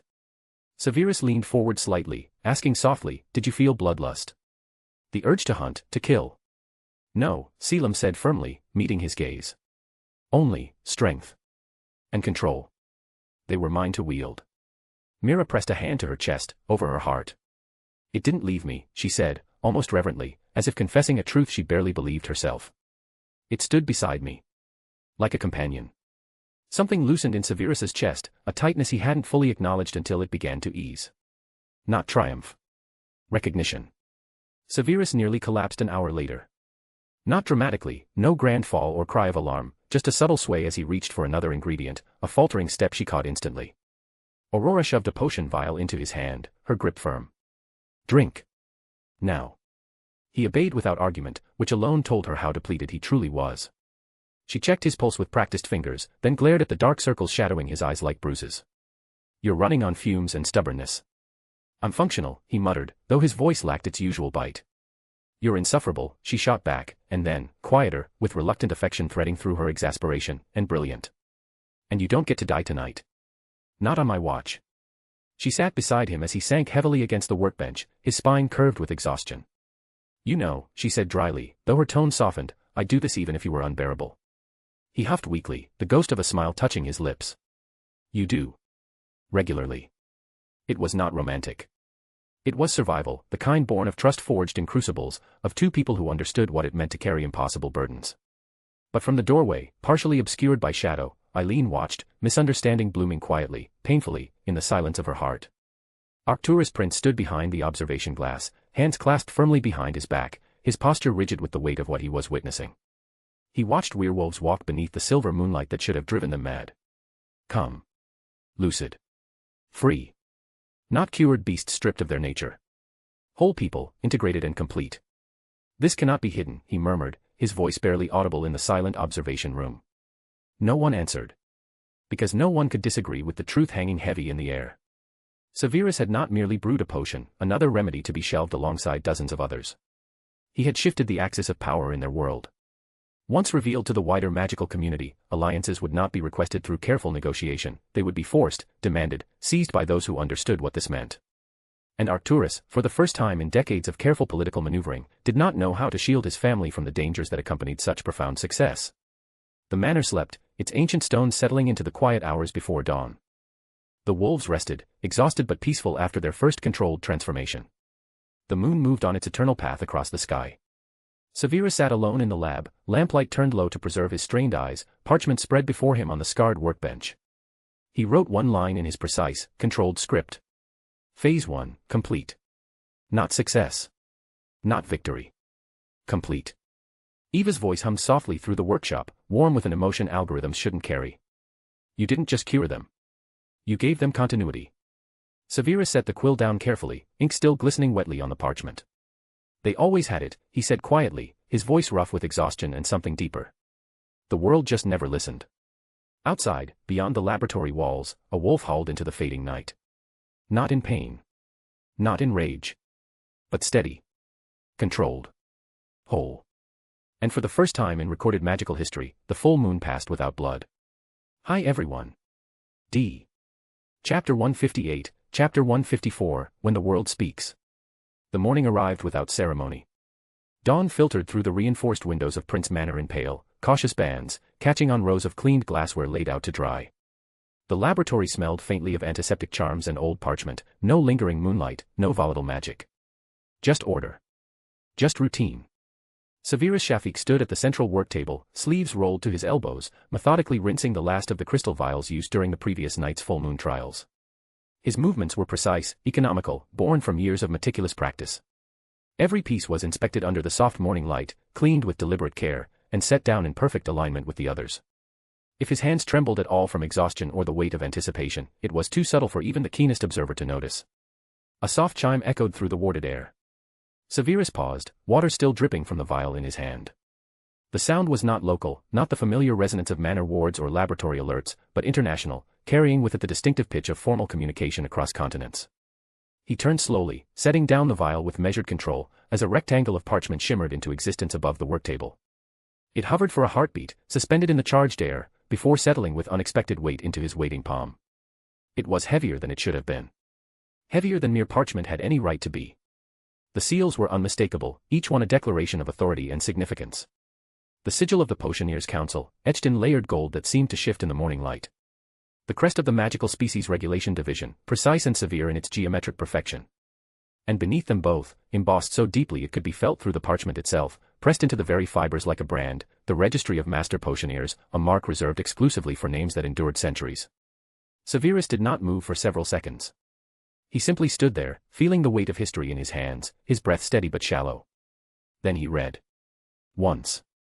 His dark eyes tracked across each line with the same precision he applied to his potion's work, taking in the formal salutation, the official declarations, the carefully constructed paragraphs. He read again, slower this time, absorbing the exact phrasing, the careful language chosen to bind miracles into law, to transform experimental success into recognized breakthrough, to elevate a brewer's work into the permanent record of magical achievement. Crimson Solace has cleared all ICW-monitored trials. The potion is hereby authorized for legal sale and distribution under Confederation oversight. Production and distribution licenses are granted effective immediately. The creator, Severus Snape, is formally entered into the ICW Registry of Potioneers as a master. A footnote, almost apologetic in its understatement, followed. Youngest recipient of potions mastery certification in over 3 centuries. He folded the parchment once, the heavy vellum creasing with a whisper of finality. Then again, until it formed a neat rectangle in his palm. No smile touched his features. No visible relief softened the set of his shoulders. It's done, he said quietly, the words falling into the laboratory's stillness like stones into deep water. Aurora had been standing near the far bench, her attention focused on residue readings from the previous night's instruments. The delicate shimmer of detection charms still hung in the air around the glass vials, casting faint prismatic glints across her concentrated expression. She looked up at the sound of his voice, heard the stillness in it, the weight beneath the brevity, before she even saw the letter in his hand. She crossed the room slowly, her footsteps careful and deliberate on the worn stone floor. Is that? Yes. She stopped beside him, close enough that her shoulder nearly brushed his, and exhaled as though she'd been holding her breath for months. The tension that had lived in her posture for so long seemed to release all at once. For a moment, she said nothing, just rested a hand on the edge of the scarred wooden table to steady herself, her fingers pressing against the wood grain worn smooth by years of work. You did it, she said finally, softer now, her voice carrying something between wonder and vindication. They can't pretend it's theory anymore. They can't dismiss it as untested innovation or dangerous experimentation. Severus inclined his head a fraction, the gesture spare and controlled. They never could. They only delayed. The announcement came without him. High above Geneva, in the formal amphitheater of the International Confederation of Wizards, banners unfurled themselves in stately arcs of color and sigil light. Each bore the emblems of member nations, their enchanted fabrics rippling though no wind moved through the sealed chamber. Floating runes rotated slowly beneath the domed ceiling, their golden light tracing intricate patterns as they recorded and translated every word spoken into a dozen languages simultaneously. Rows of journalists filled the tiered seating of the chamber, quills poised above enchanted parchment, magical lenses whirring softly as they captured every detail for immediate transmission to publications across the magical world. The air hummed with anticipation and the barely restrained energy of those who sensed they were witnessing history. A senior ICW official stepped forward to the central podium, robes of deep blue trimmed with silver marking his position within the Confederation's hierarchy.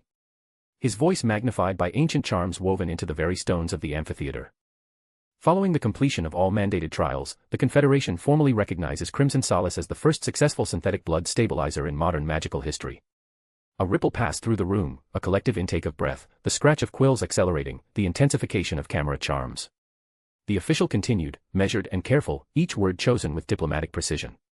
The potion has demonstrated consistent reduction in aggressive impulses, measurable stabilization of vampiric physiology, and verified tolerance to daylight exposure under controlled conditions. These results have been replicated across multiple trial sites and validated by independent examination.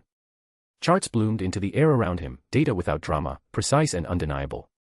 Lines and numbers where legends used to live. Graphs showing symptom reduction, stability curves, comparative analyses against every previous attempt in the historical record. There will be no inventor Q&A at this time, the official added, preempting the inevitable murmurs that had already begun rising from the assembled press. The ICW will continue to oversee ethical sourcing, production, and distribution through established regulatory frameworks. No mention of where Severus Snape was. No acknowledgement of the cramped laboratory where years of meticulous work had been conducted. Only that his work now belonged to the world. Across Wizarding Britain, presses ran hot. The Daily Prophet rolled out a bold front page before noon. Crimson Solace approved, Vampire Society forever changed. Below it, smaller but no less arresting. Invented by Severus Snape, 18. In a back office, a columnist stared at the byline, shook his head, and muttered, 18. Merlin help us, before scratching out 3 drafts that all sounded too odd to print. How did you capture the weight of history without reducing it to hero worship? How did you write about a boy who had just rewritten the social contract between 2 species? In distant enclaves, far from headlines and the clamor of magical Britain, vampires gathered in silence. No speeches. No applause. No grand pronouncements. Candies were unwrapped with careful hands, the enchanted wrappers crackling softly in rooms that had known only whispers for generations. Elders watched younger kin stand near windows, truly stand there, unafraid, feeling warmth on skin that had never known it without pain. Some laughed softly, the sound fragile and wondering. Others simply closed their eyes, faces tilted toward light they'd spent lifetimes avoiding. No one cheered. They were too busy believing. At the Zabini estate, Salvatore Zabini read the confirmation twice, once standing and once seated, as though gravity itself had shifted between readings. The ICW seal gleamed at the bottom of the parchment, official and irrevocable. He handed it to Lorenzo without comment, then turned to the logistics ledgers already prepared, pages of distribution networks and supply chains mapped out in meticulous detail. Begin distribution, he said at last. Slowly. Carefully. Lorenzo nodded, understanding without needing elaboration. This wasn't merely business. This was the restructuring of their entire world, and it would require delicacy. Later, alone in her study, Isadora Zabini traced a finger along the same document. The late afternoon light caught the edges of the parchment as she read through the technical specifications, the committee notes, the final authorization. She underlined a single line with her nail. Not the potion's name. The name beneath it. Prince Manor remained quiet. There was no celebration dinner. No gathering of allies. No fireworks of magic or wine, no formal reception to mark the moment. The ICW approval had arrived by official owl that morning, and while it changed everything, the household itself seemed to breathe rather than shout. Arcturus poured a single glass of elven wine and set it down on his desk without raising it, staring at it as though considering what toast could possibly suffice. Eileen reached for the parchment again, fingertips brushing the seal as if it might dissolve if she looked away too long. Real. It was real. Her son had done this. Aurora smiled openly now, unguarded in a way she rarely allowed herself. You realize, she said to Severus, that you've just become impossible to ignore. I already was, he replied, meeting her eyes with that particular steadiness he'd developed over the past months. This time, there was no bitterness in it. Only understanding. Only the acknowledgement of what he'd chosen when he stepped into the public eye. Late that night, long after the manor had settled into sleep and the last lights had dimmed in the family wing, Severus returned to the laboratory alone. His footsteps were quiet on the stone floor. He opened a drawer and placed the ICW letter inside, not framed, not displayed on the wall with his potion's mastery certificate. Just stored, documentation of work completed. Then he took out a fresh notebook, the leather cover still stiff and unmarked. The first page bore a single line, written with careful precision. Project, Lycanthropic Restoration. Phase 2, Validation. Eva's presence hummed faintly at the edge of his awareness, a familiar warmth in the back of his mind. They certified your miracle, she observed, her mental voice carrying notes of satisfaction and something that might have been pride. Good, Severus said, already turning the page, his quill poised above fresh parchment. Now they won't see the next one coming. Outside, Prince Manor lay still beneath the stars, its windows dark save for one. Somewhere far away, the world celebrated. Inside the lab, lit by the steady glow of alchemical lamps, Severus Snape went back to work. Hi everyone. D. Chapter 159, Interludes, Lily Evans and Rose Evans. Interlude I, Lily Evans. The war had learned to breathe. It exhaled through alleyways and shattered shop fronts, through burned cottages and silent roads where Oris arrived too late and left with nothing. The Dark Lord's name was no longer whispered, it was spoken in clipped reports and broken sobs, in casualty lists that grew longer each week. And beneath it all, the Muggle world bled without ever knowing why. Lily Evans knew. Every Muggleborn did. She stood at the narrow kitchen window of James's flat, watching rain streak down the glass like thin scars. The drops gathered and fell in patterns that reminded her of tears, endless, inevitable. Somewhere beyond the city, another gas explosion would be reported. Another police investigation would end with no suspects, no answers, just baffled officers staring at destruction that defied every natural law they'd been trained to understand. The papers would print euphemisms, careful words that meant nothing and everything. The families would bury their dead, never knowing that magic had killed them. Her parents' street had been spared so far. That knowledge sat like a stone in her chest, heavy and cold. She no longer lived there. The fight with Petunia replayed itself whenever Lily let her guard down, every word sharpened by fear, every accusation soaked in years of resentment that had festered since childhood. Since the first time Lily had made a flower bloom in her palm and Petunia's eyes had filled with something darker than wonder. Petunia had begged her to leave the magical world behind. To finish her GCSEs like a normal girl. To choose safety over sorcery. To choose family over magic. To choose her. "You're going to die," Petunia had said, voice cracking with the weight of certainty. "And I'll lose my only sister." Lily had heard something else entirely. "You're special and I'm not. You belong somewhere I never will. Give it up. Be ordinary. Be like me." The words that followed had been ugly. Cruel. Things neither of them could take back, no matter how many years might pass. Petunia had called her selfish, reckless, drunk on power. Lily had called Petunia bitter, jealous, small. When Rose Evans had stepped in, pleading for reconciliation, asking Lily to understand Petunia's fear, to see the love buried beneath the anger, Lily's own anger had boiled over. She'd packed a bag and left the house the same night, convinced that staying would mean shrinking herself to fit someone else's terror. That returning would mean apologizing for existing as she was. Now she lived with James. Not married yet, though that, too, was coming faster than she'd planned. The war had stolen the luxury of waiting, of slow courtships and careful decisions. Everything moved quickly now.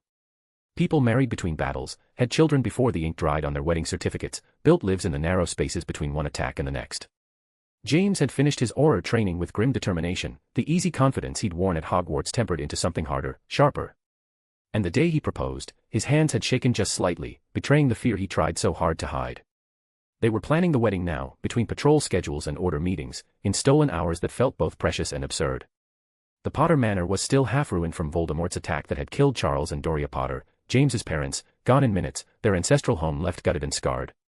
Renovations would take time. Money wasn't the issue, magic could rebuild walls. But some wounds ran deeper than stone. Until then, James suggested a small cottage in Godric's Hollow, a place with history but no ghosts, at least none that belonged to him. Lily had smiled at that. A cottage felt right. Simple. Grounded. A place that didn't echo with the weight of generations, where they could start fresh. She sat at the table now, parchment spread before her, writing invitations in careful script. Her handwriting had always been neat, precise, a Muggle habit she'd never quite shed despite years of magical education. Names came easily at first: Remus, Sirius, Order members she trusted with her life, old school friends from Gryffindor who'd survived this long. Then her quill paused, the nib hovering above the parchment. Severus. Her oldest friend in the magical world. The first person who'd ever explained magic to her, who'd made her feel less alone when the strangeness of her abilities had frightened her parents and alienated her sister. They hadn't spoken since 5th year. Since humiliation, anger, and words that had cut too deep to heal easily. Since he'd called her mudblood in front of half the school, his face twisted with rage and shame, and she'd severed their friendship with surgical precision. He had never reached out. Not once. Not to apologize, not to explain, not even to try. And that hurt more than she liked to admit, a wound that hadn't scabbed over properly despite the years. He should have tried, she thought bitterly. At least once. If their friendship had meant anything at all. And yet. She folded the invitation carefully, creasing the edges with precision.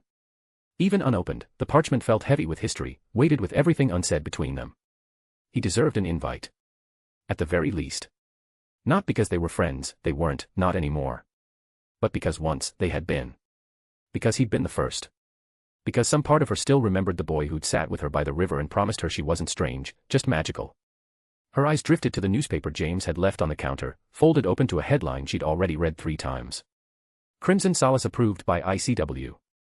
Youngest potions master in 3 centuries. Lily stared. She read every word. Twice. Then a 3rd time, absorbing details she'd missed before, the international praise, the projected lives saved, the grudging acknowledgement even from wizards who despised Severus personally. She knew what Severus had done, even if James scoffed and called it self-serving, even if Sirius called it pure coincidence, with a sneer that suggested he believed anything but. She knew Severus hadn't separated vampires from the Dark Lord for fame or gold. He'd done it because it mattered. Because it weakened the war in ways that flashy duels never could. Because people would live who otherwise would have died. Pride swelled in her chest, warm and sharp and painful all at once. And resentment followed close behind, bitter and familiar. You changed the world, she thought, staring at his name in print. But you never once tried to fix us. She folded the invitation anyway, tucking it into an envelope and sealing it with wax before she could second-guess herself. Some doors, even closed ones, deserve to be knocked on. Just once. Interlude 2, Rose Evans. Rose Evans read the paper slowly. She always did, even now, careful not to miss what lay between the lines. Years of unexplained deaths had taught her that the truth rarely shouted. It whispered in the margins, in the carefully worded obituaries that never quite explained how a healthy young person had simply collapsed, in the patterns she'd learned to recognize despite the ministry's best efforts to obscure them. Her hands trembled when she reached the name. Severus Snape, officially recognized as potions master by the ICW. She closed her eyes, the newsprint blurring before her. For a moment, she wasn't a worried mother or a woman living under a war she couldn't see, a war that took lives in the night and left only sanitized reports in the morning edition. She was standing in her kitchen again, watching a thin, dark-haired boy sit too straight at the table, spine rigid with the kind of pride that came from having too little. He'd refused a second helping because he didn't want to be a burden, even though she could see the hunger in the way his eyes had lingered on the roast. She'd called him stubborn. Brilliant. Like a son, once, without thinking, the words slipping out naturally one summer evening. Pride filled her chest, fierce and aching. "That's my boy," she whispered to the empty room, her voice catching slightly. And with it came longing, sharp and immediate. She hadn't heard from Lily in weeks. The house was too quiet without her, without the arguments that had at least meant they were talking, the slammed doors, even Petunia's sharp remarks that had once seemed so cutting but now would be welcome just for the presence they implied. Rose had tried to mediate, to protect both daughters from each other and from a world that seemed determined to drive wedges between people who loved each other. And instead she had lost one. Perhaps she'd chosen wrong. She folded the paper carefully and placed it beside the kettle, eyes lingering on the name again, tracing the letters with her gaze. Severus had survived. Thrived. Changed the world, if the article was to be believed. Maybe Lily will too, she thought, heart heavy with hope and fear in equal measure. If I haven't already pushed her too far away. Outside, sirens wailed faintly, Muggle ones. Police chasing shadows, investigating crimes they'd never solve because the perpetrators didn't follow laws the police understood. Rose Evans poured herself a cup of tea and sat down at the kitchen table, holding warmth between her palms, praying for children who were no longer children at all. And for a war that seemed determined to take everything special before it was done. Hi everyone.